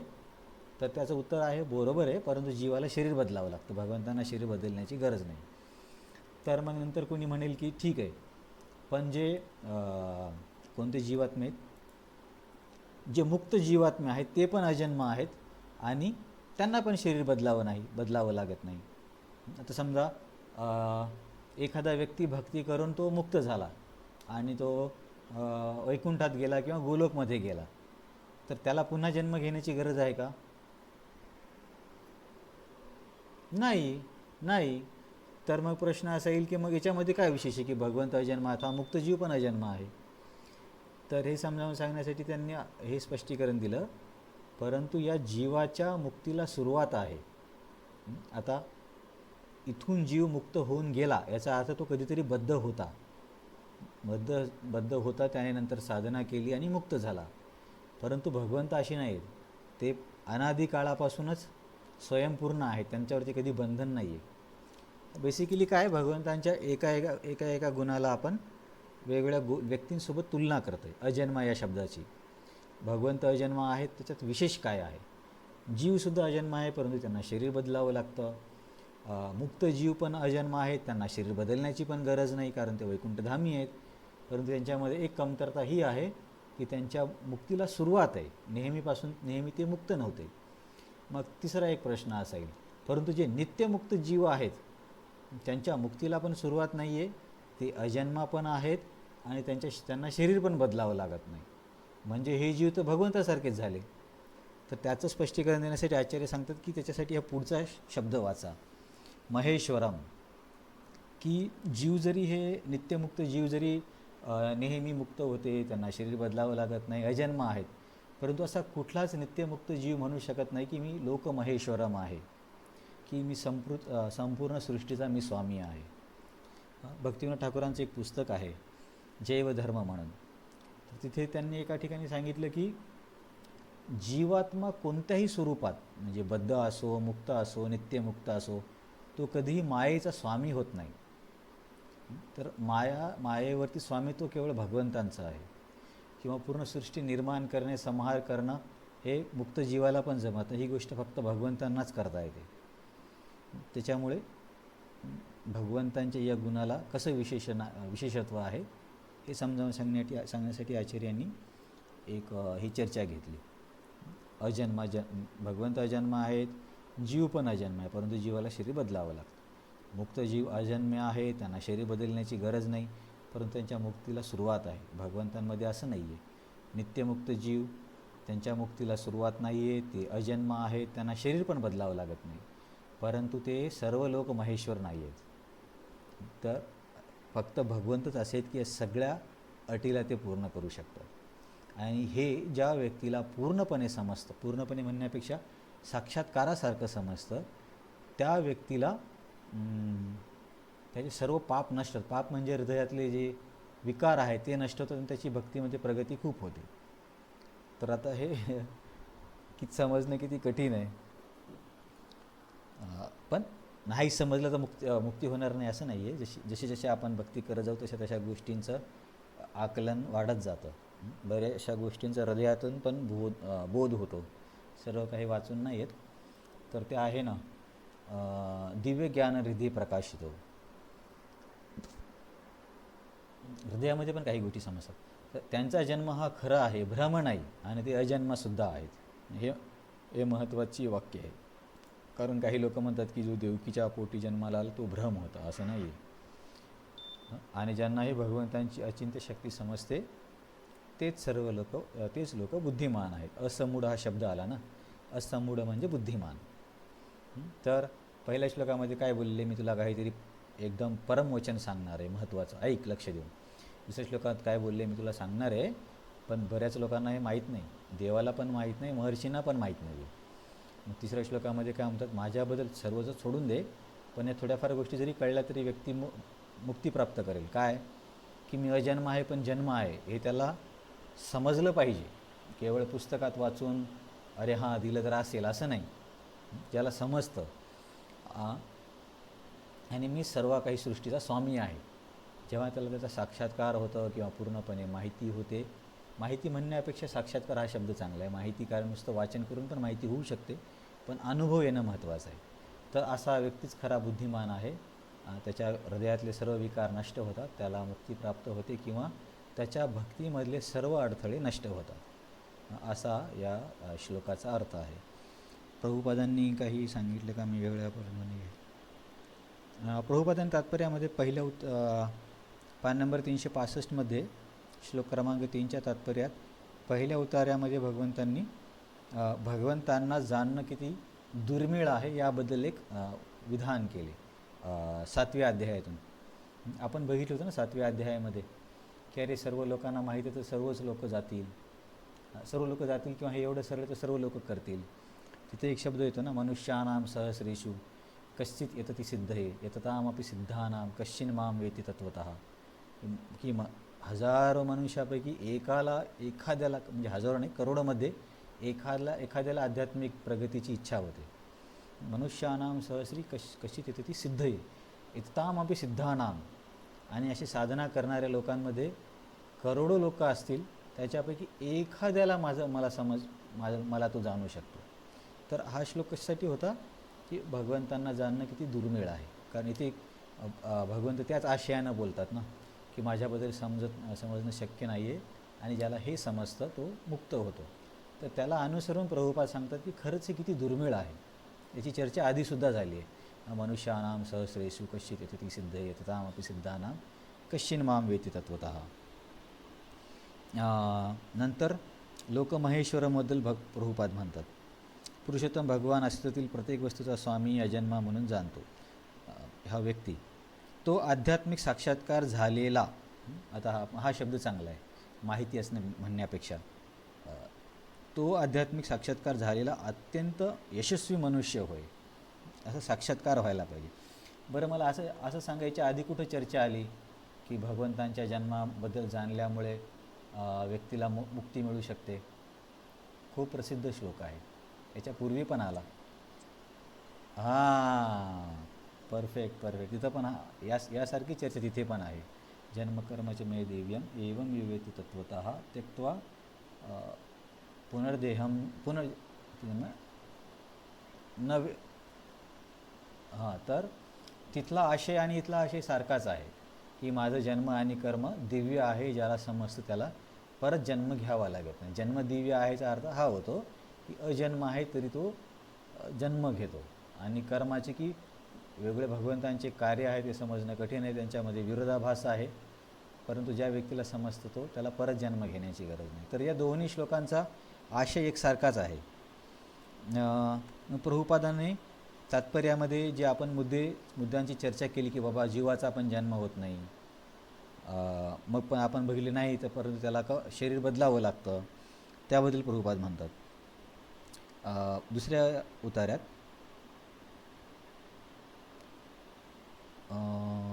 ठीक आहे, दुसरा उत्तरच मग. या श्लोकामध्ये भगवंतांचे वर्णन अज अर्थात अजन्मा या शब्दाने करण्यात आले आहे, बरोबर. परंतु दुसऱ्या अध्यायात जीवाचे वर्णन केलेल्या अज या शब्दापासून हा शब्द भिन्न आहे. तर दुसऱ्या अध्यायामध्ये कुठं सांगितलं जीव अजय आहे किंवा अजन्मा आहे?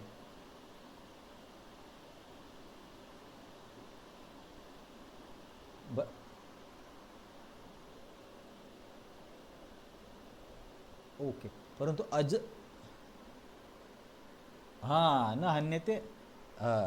न हन्यते हन्यमाने शरीर, तिथे अज हा शब्द येतो. ज म्हणजे तुम्ही असं जन्म लक्षात ठेवा, म्हणजे नाही. तर तिथे आत्म्याला अज म्हटलं आहे. तर म्हणजे आपण फक्त ही काल्पनिक चर्चा केली नाही, त्याला आधार आहे की बाबा आत्मा पण अज आहे. प्रभुपाद काय म्हणतात की भगवंतांचे वर्णन अज अर्थात अजन्मा या शब्दात करण्यात आले आहे. परंतु दुसऱ्या अध्यायात जीवांचे वर्णन केलेल्या अज या शब्दापासून हा शब्द भिन्न आहे. भौतिक आसक्तीमुळे वारंवार जन्म आणि मृत्यू होणाऱ्या जीवांत भगवंत भिन्न आहेत. आता हे महत्त्वाचं वाक्य आहे. बद्ध जीवात्मे देहांतर करीत असतात, परंतु भगवंतांचा देह कधीच बदलत नाही. तर हे एक महत्त्वाचं वाक्य आहे. वेत्ती सर्व लोक महेश्वरबद्दल जरी नित्यमुक्त जीवांचा जन्म होत नाही, शरीर बदलत नाही, त्यांच्या मुक्तीला सुरुवात नाही, परंतु त्यांच्यामध्ये आणि भगवंतांमध्ये एक फरक काय आहे? भगवंत सर्व विश्वाचे लोकांचे स्वामी आहेत, हे दुसऱ्या कोणालाही शक्य नाही आहे.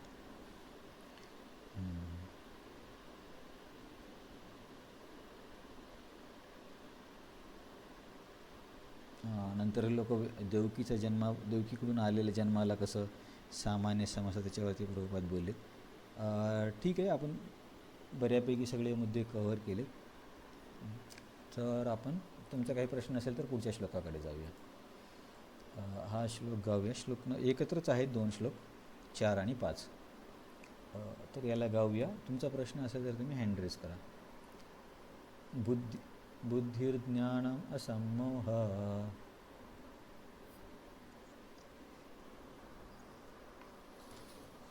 क्षमा सत्यं दमः शमः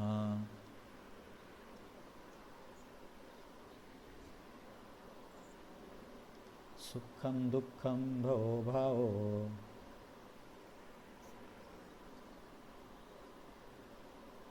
भयं च भयमेव च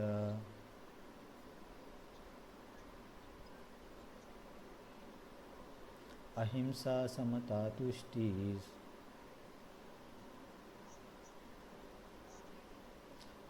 तपोदानं यशो यशः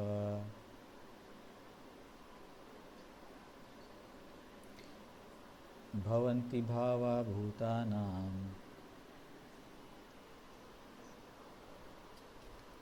मत्त एव पृथक्विधा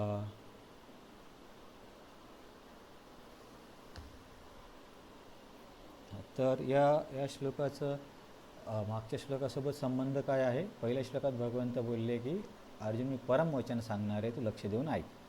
दुसऱ्या श्लोकात बोलले की हे जी मी बोलत आहे सांगत आहे हे देवतांना पण माहिती नाही, महर्षींना पण माहिती नाही आहे.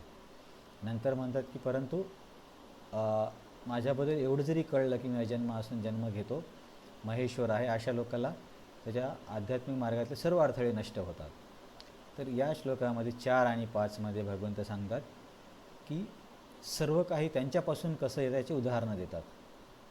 की समजा आपण आधी ते बघितले ब्रह्मांड त्यांच्यापासून निर्मिती होते किंवा देवता वगैरे. तर या श्लोकामध्ये वेगवेगळ्या प्रकारची विशेषणं किंवा गुण सांगितले, जसं की क्षमा हा एक गुण आहे, सत्य बोलणं हा एक गुण आहे, किंवा सुखदुःख हा एक या जगातली वास्तविकता आहे. तर ह्या सगळे म्हणजे मला काय सांगायचं आहे की अशा ह्या स्थिती किंवा हे गुण किंवा ह्या गुणाला क्वालिटीज हे सुद्धा माझ्यापासूनच आलेत, हे भगवंत श्लोक नंबर 4 आणि 5 मध्ये सांगतात. तर याच्यामध्ये म्हणजे टेक्निकली काही जास्त नाही आहे, फक्त हे एवढं लक्षात ठेवायचं की सर्व गुणसुद्धा भवंती भावा भूताना मत्त एव पृथक्वेदा. मत्त एव म्हणजे माझ्यापासूनच हे सर्व आले, या सर्व स्थिती किंवा गुण, असा या श्लोकाचा अर्थ आहे. तर याच्यामध्ये आचार्यांनी जास्त स्पष्टीकरण दिलं नाही, परंतु प्रभुपादांनी काय केले, प्रत्येक शब्दाचा अर्थ सांगण्याचा प्रयत्न केला. बुद्धी म्हणजे काय, ज्ञान म्हणजे काय, तर ते आपण बघूया. पान नंबर 367 मध्ये तुम्ही बघा, 5व्या श्लोकाच्या तात्पर्यामध्ये प्रभुपाद एका शब्दाचं स्पष्टीकरण देतात की बुद्धी म्हणजे यथार्थ दृष्टीने विश्लेषण करण्याचे सामर्थ्य होय. इंग्लिशमध्ये काय म्हणतात, बुद्धी म्हणजे पॉवर ऑफ डिस्क्रिमिनेशन, की काय चांगलं आहे आणि काय वाईट आहे याचा ज्याने याचा आपण निर्णय घेतो त्याला बुद्धी म्हणायचं. मनाचे 3 गुणधर्म आहेत, मन, थिंकिंग, फिलिंग अँड विलिंग. तसं बुद्धीचं डिस्क्रिमिनेशन किंवा विवेक, सत्सद विवेक हे बुद्धीचं लक्षण आहे. तर प्रभुपाद श्लोक तर असा आहे की ह्या सर्व काही गोष्टी माझ्यापासूनच येतात, परंतु प्रभुपाद काय करतात, एका गोष्टीला स्पष्ट करून सांगत आहेत की याचा अर्थ काय होतो, त्याचा अर्थ काय होतो. तर बुद्धीचा अर्थ काय की यथार्थ दृष्टीने विश्लेषण करण्याचे सामर्थ्य, की काय योग्य आहे, काय योग्य आहे, काय प्रतिकूल आहे, काय अनुकूल आहे, हे बुद्धीच्या सहाय्याने समजलं जातं. तर यालाच आधुनिक ज्ञानासोबत तुलना करताना प्रभुपाद म्हणतात, परंतु जे आधुनिक कॉलेजेस वगैरेमध्ये शिकवलं जातं ते ज्ञान नाही आहे, ती माहिती आहे. तर ते कसं म्हणतात प्रभुपाद बघूया. खऱ्या अर्थानं ज्ञान म्हणजे काय, चेतन आणि जड पदार्थ वस्तूंना तत्वतः जाणणे. चेतन आणि जड. तर मला सांगा, आधुनिक विज्ञानामध्ये किंवा आधुनिक जे काही महाविद्यालय आहेत तिथं चेतनचा अभ्यास केला जातो की जडचा अभ्यास केला जातो? जडचा अभ्यास केला जातो ना. तुम्ही कोणतंही फील्ड घ्या, मेडिकलची जरी घेतली तरी मेडिकलमध्ये ते लोक अवयव कसे कार्य करतात याच्यावर एवढंच बघतात, परंतु या शरीरात आत्मा आहे याबद्दल विचार केला जात नाही.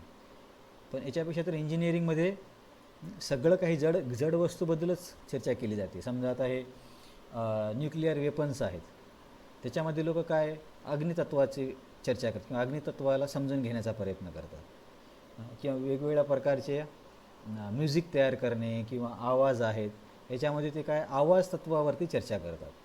म्हणजे बेसिकली हे जड गोष्टींवरतीच आधुनिक शिक्षण फोकस देतं. म्हणून तुम्ही हे वाक्य बऱ्याचदा ऐकलं असेल. प्रभुपाद जेव्हा MIT मध्ये गेले होते अमेरिकेतले, प्रसिद्ध युनिव्हर्सिटी आहे, मॅसेच्युट्स इन्स्टिट्यूट ऑफ टेक्नॉलॉजी. तर ते प्रभुपादांना दाखवत होते की हे आमचं एरोनॉटिकल इंजिनिअरिंगचं डिपार्टमेंट आहे.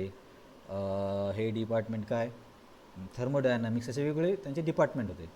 तर प्रभुपादांनी त्यांना एकच प्रश्न विचारला, परंतु एवढ्या सगळ्या डिपार्टमेंटमध्ये आत्म्याचं डिपार्टमेंट कुठे? तर त्यांच्याकडे काही उत्तर नव्हतं, कारण आधुनिक विज्ञानामध्ये आत्मा ते मानत नाही. परंतु शास्त्रानुसार खरं ज्ञान हे आहे ज्याला चेतन आणि जड दोन्ही माहीत आहे. भौतिक ज्ञान, पण याचा अर्थ असा होत नाही की आपण भौतिक शिक्षण घेऊ नये, परंतु हे समजलं पाहिजे की भौतिक शिक्षण फक्त भौतिक पदार्थांवरतीच कार्य करतं, त्याच्या पलीकडे जाण्याचा प्रयत्न करत नाही. जास्तीत जास्त काय करतील की मन किंवा मनाचे मानसिक विकार वगैरे समजण्याचा प्रयत्न करतील. पण तरीसुद्धा मॉडर्न सायकेट्रीला पण मन वगैरे काही एवढं व्यवस्थित समजलं नाही आहे, म्हणून त्यांच्या मेडिसिनचे खूप साईड इफेक्ट असतात. तर बुद्धीचा अर्थ प्रभुपादांनी असा सांगितला आहे. तर दुसरा शब्द आहे असंमोह. असंमोह म्हणजे जेव्हा मनुष्य द्विधावस्थेमध्ये नसतो आणि तो दिव्य तत्त्वज्ञान जाणतो, तेव्हा तो संशय आणि मोहातून मुक्त होऊ शकतो. असंमोह म्हणजे मोह नाहीच आणि संशय नाही. बेसिकली आपण असं म्हणू शकतो, हा व्यक्ती कन्फ्यूज नसतो. बऱ्याचदा असं असतं, हे करू का ते करू, करू की नको करू, जाऊ की थांबू, वाचन करू का झोपू, असं हे भ्रमित असतात ना, भ्रमामध्ये बऱ्याचदा. असंमोह म्हणजे व्यक्ती असा क्लिअर असतो, तो असा भ्रमित नसतो. तर द्विधावस्थेमध्ये नसतो.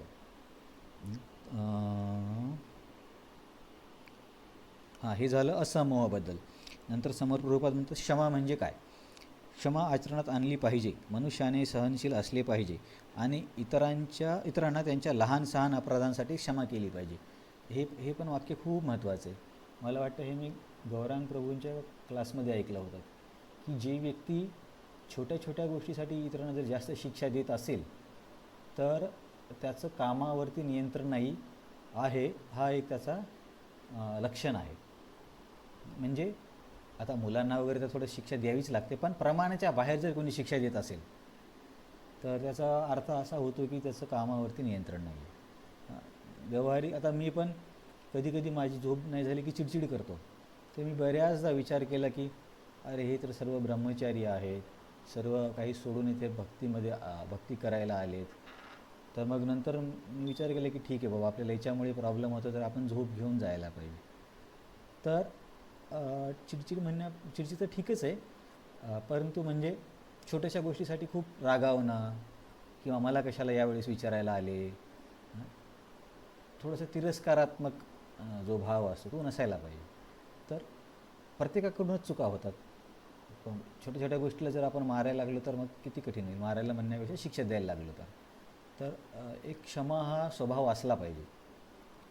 परशुरामजींच्या जेव्हा भागवतामध्ये प्रसंग येतो, मला वाटतं 9व्या अध्यायात, तेव्हा ते सर्व राजांना नष्ट करतात ना, तर तेव्हा त्यांचे वडील त्यांना म्हणतात क्षमया रोचिते लक्ष्मी ब्राह्मी सौरी यथा प्रभा क्षमीनाम आशु भगवान तुष्यते हरिरीश्वर, की क्षमा हेच आपलं आभूषण आहे आणि क्षमेनेच भगवंत प्रसन्न होतात. तर सांगण्याचा मुद्दा काय आहे की लहान सहान गोष्टीला आपण शिक्षा नाही केली पाहिजे, किंवा अधिकाधिक प्रयत्न केला पाहिजे की बाबा क्षमा करावी.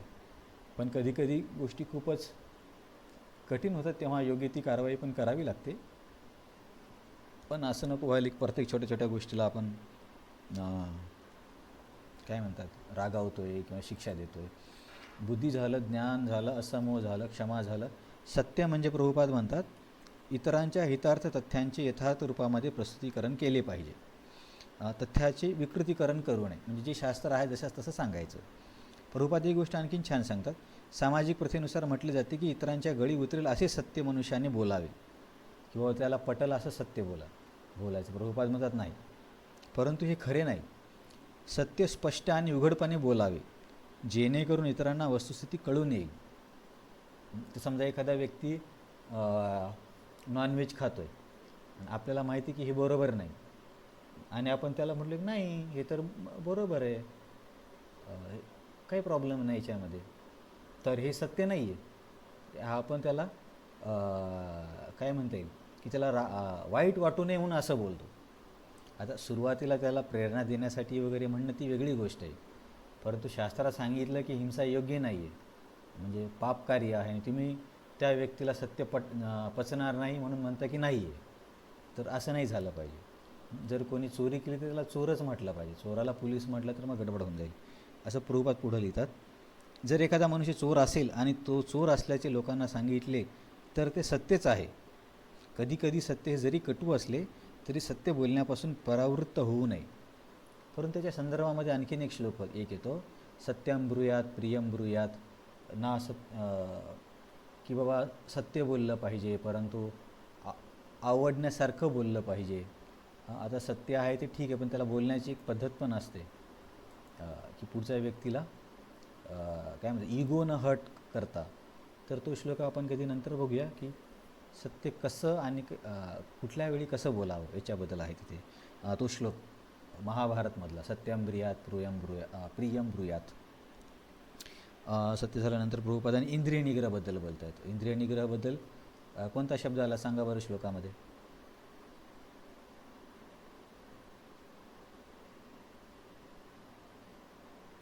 इंद्रिय निग्रहणासाठी कुठला श्लोक आला?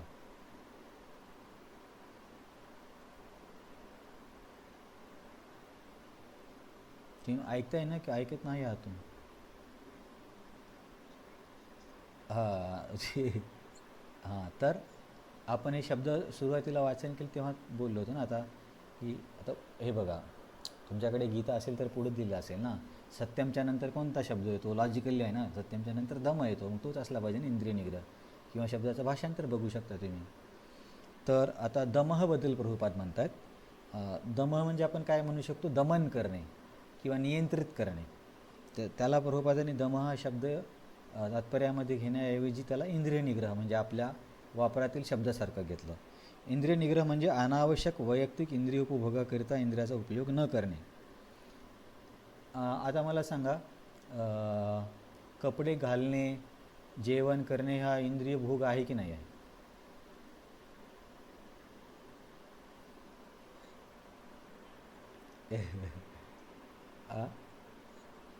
हां हां, तर हे समजलं पाहिजे. नाहीतर मला पण सुरुवातीला असं वाटायचं, अरे सगळीकडे इंद्रिय भोग सांगितलं म्हणजे काय जेवण पण करायचं नाही का? तर तो अर्थ नाही आहे. शरीर आणि आत्म्याला एकत्र ठेवण्यासाठी ज्या काही क्रिया कराव्या लागतात ते आपण करू शकतो.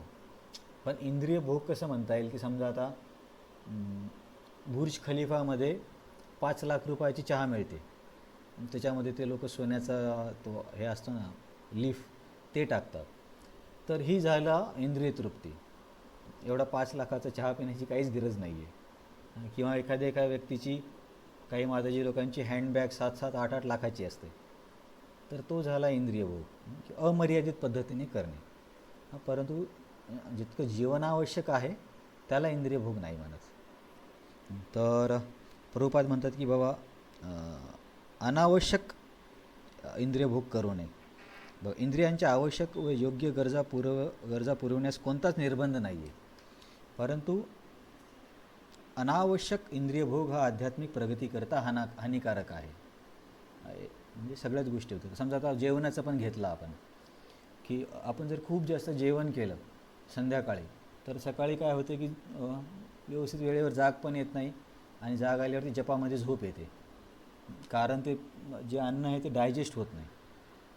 तर त्याच्यामुळे म्हणतात ना की जेवणाची वेळ किंवा कुठल्या वेळेस किती जेवण घेतलं पाहिजे. आता हे व्यक्तीनुसार बदलतं म्हणा, ज्याच्या त्याचं शरीर वेगवेगळं आहे. तर अतिक नाही केलं पाहिजे कुठल्याही बेसिक हा फंडा हा आहे.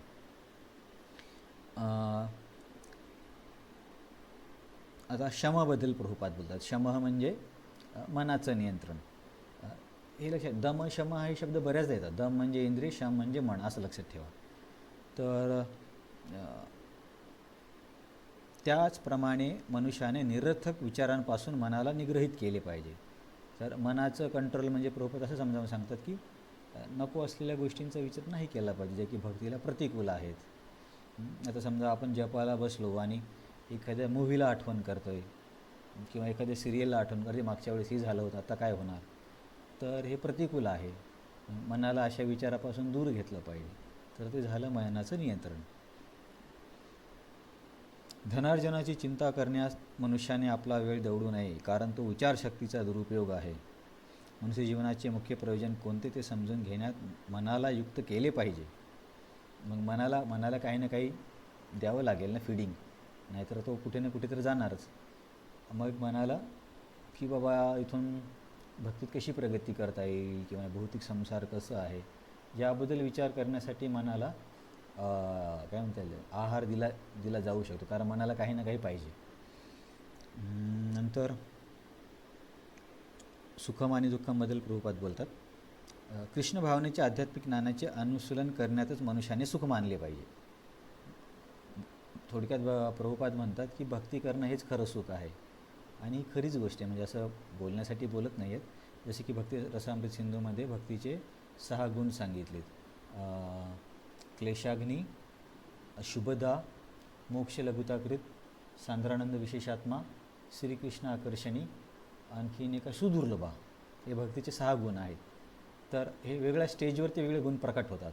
तर जेव्हा व्यक्ती भक्ती सुरू करतो तेव्हा क्लेशाग्नी आणि शुभदा हे 2 गुण त्याच्या चारित्र्यामध्ये नाही, त्याच्या जीवनात दिसायला लागतात. क्लेश अग्नी म्हणजे क्लेश कमी होतात, त्याच्या क्लेश कमी झाले म्हणजे काय सुख येणार ना. तर हे कनेक्टेड आहे. कृष्ण भावनेच्या आध्यात्मिक ज्ञानाचे अनुशीलन करण्यातच मनुष्याने सुख मानले पाहिजे. आणि जे याच्या अनुशीलनासाठी जे प्रतिकूल आहे ते दुःख आहे, कारण बाकी सगळ्या गोष्टींनी तुमचे कार्मिक रिॲक्शन वाढत जाणार, मनांवरचे वेगवेगळे आठवणी संस्कार वाढत जाणार, आणि त्याचं रूपांतर शेवटी दुःखामध्ये होणारच आहे, कारण ते कुठं ना कुठे त्या कर्माला आपल्याला वापरावंच लागेल. म्हणून भक्ती व्यतिरिक्त इतर म्हणजे असं कुणाला बोलायचं नाही असं नाही, पण जसं की प्रजल्पा, जसे समजा मूव्ही बघणे, आता हे तर भक्तीच्या विरुद्ध आहे ना, हे प्रतिकूल आहे. नंतर प्रभुपाद जन्म, भव आणि जन्म याबद्दल सांगतात. भव पण आहे, अभव हा पण शब्द येतो ना. भव म्हणजे जन्म, अभव म्हणजे नाही. तर आपण आताच बघितले की आत्म्याला जन्म नाही आहे. तर जन्म हा फक्त शरीराचा होतो. इथे या 368मध्ये दुसऱ्या उतारात प्रभुपाद सांगतात.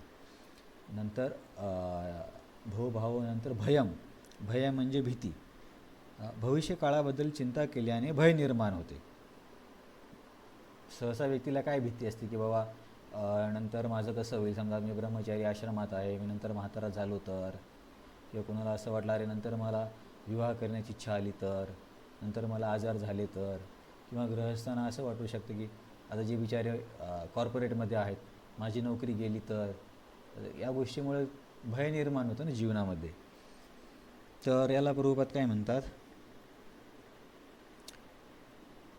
कृष्ण भावना भावित मनुष्याला मुळीच भय नसते, कारण त्याला आपल्या कर्मामुळे निश्चितच आध्यात्मिक विश्वाची भगवत धामाची प्राप्ती होणार असते.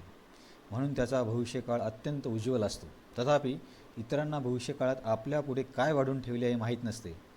त्यांनी भावी जीवनासंबंधी मुळीच ज्ञान नसते, म्हणून ते चिंतेने सतत ग्रासलेले असतात. म्हणजे प्रभुपादांनी थोड्या वेगळ्या पद्धतीने पण सांगितलं आहे की जेव्हा व्यक्ती कृष्ण भक्तीमध्ये आहे त्याला माहिती आहे की बाबा आता जरी मला थोडासा त्रास होतो आहे किंवा सामाजिक प्रवाहाच्या विरुद्ध जावं लागतं आहे, परंतु याच्यानंतर माझं फ्युचर ब्राईट आहे. परंतु जे लोक तमोगुणी रजोगुणी पद्धतीने जीवन जगतील इथे पण सुखी नसतात आणि नंतर पण त्यांचं फ्युचर खराबच आहे. तर हे झालं भयाबद्दल. जसं की एक दोहा आहे, तुलसी भरोसे राम के, निर्भय हो के सोय, अनहोनी होनी नहीं, होनी सो होय. की बाबा मी तुळशीदास श्रीरामाच्या रामावरती श्रद्धा ठेवून मी निर्भयपणे झोपतोय, आणि मग झोपेमध्ये आणि रामाचं नाव घेतल्यावर काय अनहोनी होणार आहे, अनहोनी होनी नाही. मग कुणी बोललं तरी झालं तरी होनी सो होय, झाली तर झाली भगवंतांची इच्छा. तर हे किती निर्भय असण्याचं लक्षण आहे. पण आता या स्तरापर्यंत जाणं बरी जन्म लागू शकतात. तर भय झालं. अहिंसा म्हणजे इतरांना दुःखात किंवा भ्रमात लोटणारे असे काहीही न करणे, अहिंसेचा अर्थ सांगितला. अहिंसेच्या बऱ्याच ठिकाणी वेगळा अर्थ सांगितला जातो. अहिंसेचा एक अर्थ असा पण एका ठिकाणी सांगितला आहे की इतरांना प्रचार न करणे ही हिंसा आहे, कारण त्याच्यामुळे त्यांचं नुकसान होतं, त्यांना प्रगती होत नाही. असं 13व्या अध्यायामध्ये एक शब्द येईल बघा, शब्द येईल श्लोक क्रमांक 8 ते 12 तिथे हा अहिंसेचा अर्थ येतो तसा. इथे तर दुःखात किंवा भ्रमात म्हणजे, आणि आपली जी नेहमीच्या व्यवहारातली व्याख्या आहे ती पण बरोबर आहे. प्रभुपाद म्हणतात की जसे की काही राजकारणी लोक पण लोककल्याणार्थ काही कामं करतात, जसे की समजा आमदार आहे, त्याने एखादं काहीतरी समाजभवन वगैरे बांधून दिलं किंवा काहीतरी रस्ता करून दिला, तर प्रभुपाद म्हणतात हे करणं ठीक आहे, परंतु हे काय म्हणता येईल, शाश्वत समस्या नष्ट करण्यासाठी पुरेसं नाही आहे. म्हणून हे पण जरी हितकारक असलं तरी ते परिपूर्ण नाही. अहिंसा म्हणजे लोकांना असे प्रशिक्षण देणे जेणेकरून या मनुष्यदेहाचा पूर्वपूर उपयोग ते करू शकतील. मनुष्यदेह आध्यात्मिक साक्षात्कार प्राप्तीसाठी आहे, म्हणून जे आंदोलन किंवा आयोग आध्यात्मिक साक्षात्कार प्राप्तीसाठी सहाय्यक ठरत नाहीत ते मनुष्यदेहाची हिंसाच करतात. म्हणजे तुम्ही आता समजा जनतेला तुम्ही 5G 6G किती जरी दिलं, मॉडर्न गाड्या आणल्या, विमानं आणले, नवीन नवीन टेक्नॉलॉजी आणली, पण तरीसुद्धा आत्म्यासाठी काहीच केलं जात नाही आहे. हे सगळं शरीरासाठी केलं जातं. जसं आपण एक तो स्टोरी नेहमी सांगतो ना, की तो सोन्याचा पिंजरा होता, त्याच्यामध्ये पोपट होता, त्या माताजीने त्या पोपट्याला काहीच दिलं नाही, तो मरून गेला. तसं आधुनिक समाज काय, सर्व काही शरीरासाठीच केलं जातं आहे, परंतु अध्यात्माकडे पूर्णपणे दुर्लक्ष आहे किंवा अध्यात्माला थोडंसं मागासलेलं समजलं जातं, परंतु तो तर खूप मोठा लॉस आहे त्या व्यक्तीचा. तर याला हिंसा.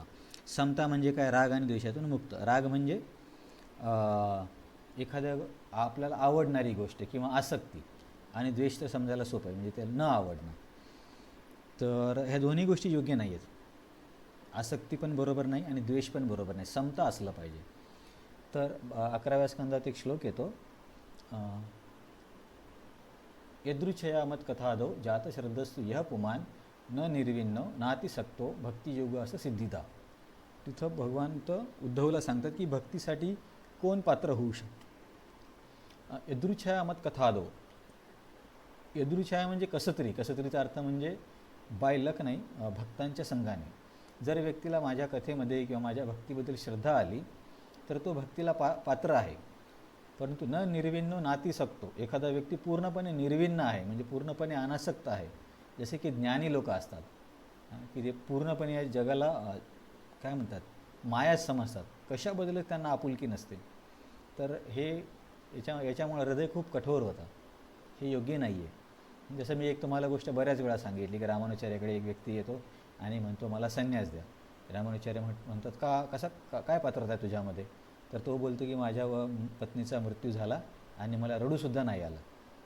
रामानुचार्य म्हणतात की तू आपल्या पत्नीसाठीच नाही रडला तर तू समाजासाठी काय रडशील? तुला तिच्याबद्दल आपुलकी नव्हती. तर हे जे असं लोकांचं जे लक्षण आहे की माझ्या लोकांबद्दल पण मी रडत नाही किंवा मला काहीच फरक पडत नाही, हे कठोर हृदयाचं लक्षण आहे. हे भक्तीसाठी चांगलं नाही आहे. ते ज्ञानमार्गात ते लोक वापरतात.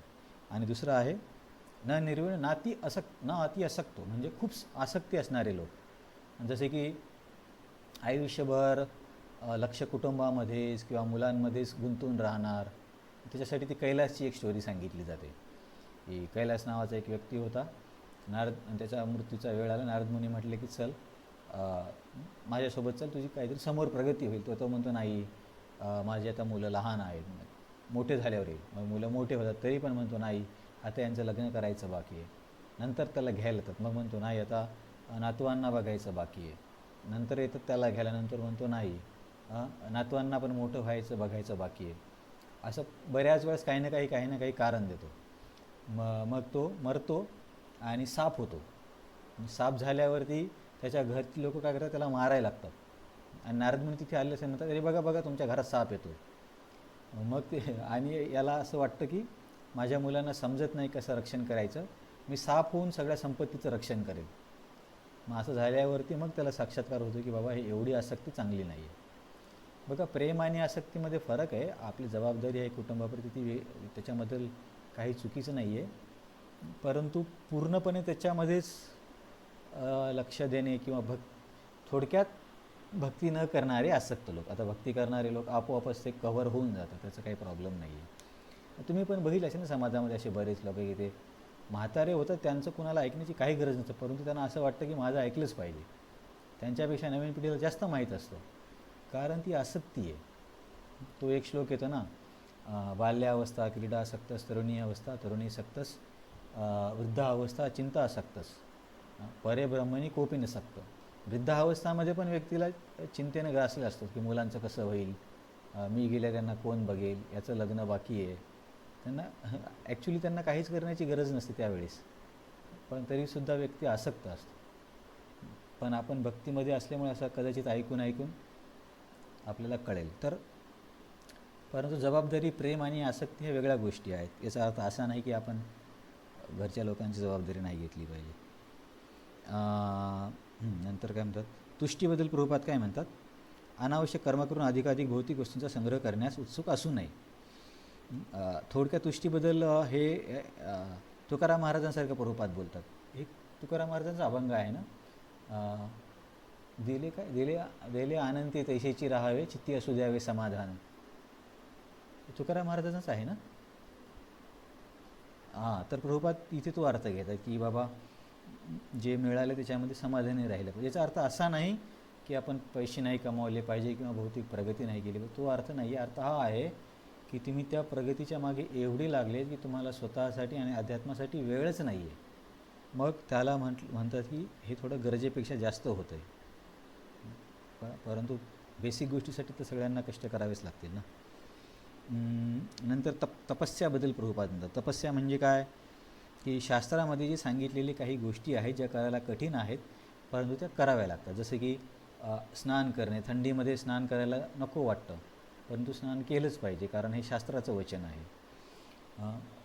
याच्याबद्दल आपण दुसऱ्या स्कंदात एक उदाहरण बघितलं होतं की प्रभुपाद म्हणतात की जसे माताजी लोक मे महिन्यामध्ये खूप गरमी असूनसुद्धा स्वयंपाक करतात कारण त्यांची ती जबाबदारी आहे, तसेच साधूने थंडीच्या महिन्यामध्ये किती जरी थंडी असली तरी त्याने आंघोळ केली पाहिजे कारण त्याच्यासाठी ते विहित कर्म आहे. नंतर हे तपस्याबद्दल हे सांगतात प्रभुपाद. तपस्याबद्दल मी तुम्हाला एक जोक सांगितला होता. एकदा एक साधू होता, तो नदीवरती स्नान करायला गेला. खूप थंड वातावरण होतं, तर त्याने फक्त पायाचा अंगठा नदीत बुडवला आणि आला बाहेर. मग रस्त्यात आल्यावरती दुसरा साधू भेटतो आणि तो म्हणतो तुमचं स्नान झालं का. तो बोलतो हां झालं स्नान. हा विचारतो कसं काय, तुम्ही तर ओले दिसत नाही आहे. तर तो काय म्हणतो अंगुष्टम स्नानम सर्वम स्नानम. अंगठ्याचं स्नान झालं, सर्व स्नान झालं. तर हा दुसरा काय करतो, त्याला हात लावतो आणि त्वमेव स्नान ममेव स्नान म्हणतो. तर हे बरोबर नाही आहे. जे म्हणजे विनाकारण खूप जास्त तपस्या पण नाही केल्या पाहिजे. बेसिक तपस्या काय आहे की एकादशी करणे. आपल्यासाठी मोस्टली तीच तपस्या आहे, एकादशी करणे हीच आहे, बाकी काहीच करत नाही आपण तपस्या. तर प्रभुपाद काय म्हणतात, त्याचप्रमाणे महिन्यातून ठराविक दिवशी उपवास करण्यासंबंधी अनेक विधान आहेत. म्हणजे हे आपले एकादशी. वेदानुसार केलेल्या उपवासाने आध्यात्मिक ज्ञान वृद्धंगित होते, तर याचा फायदा आहे. दानबद्दल प्रभुपाद काय म्हणतात, आता हा एक नियम आहे, म्हणजे हे रूप गोस्वामीच्या आयुष्यातून सांगितलं की व्यक्तीने आपल्या उत्पन्नाचं 50% दान केलं पाहिजे. आता हे किती प्रॅक्टिकल आहे हे मला माहिती नाही, कारण 50% दान केलं तर कसं घर चालवणार, तर त्याच्या मागचा अर्थ काय माहिती. तर दानामध्ये पण प्रभुपाद म्हणतात की अशा व्यक्तीला दान केलं पाहिजे की ज्याने भक्ती प्रचारासाठी मदत होईल. तर मी जेव्हा नवीन भगवद्गीता वाचायचो तेव्हा मला असं वाटायचं की प्रभुपाद इनडायरेक्टली असे म्हणतात की आम्हालाच दान द्या, कारण तेच भक्तीचा प्रचार करतायत ना. परंतु ॲक्च्युली हे बरोबर आहे की जिथे पण अशा ठिकाणी दान देण्याचा फायदा आहे ज्याच्यामुळे भक्तीसाठी लोकांना मदत होईल, नाहीतर इतर ठिकाणच्या ज्ञानाचा काहीच फायदा नाही दानाचा.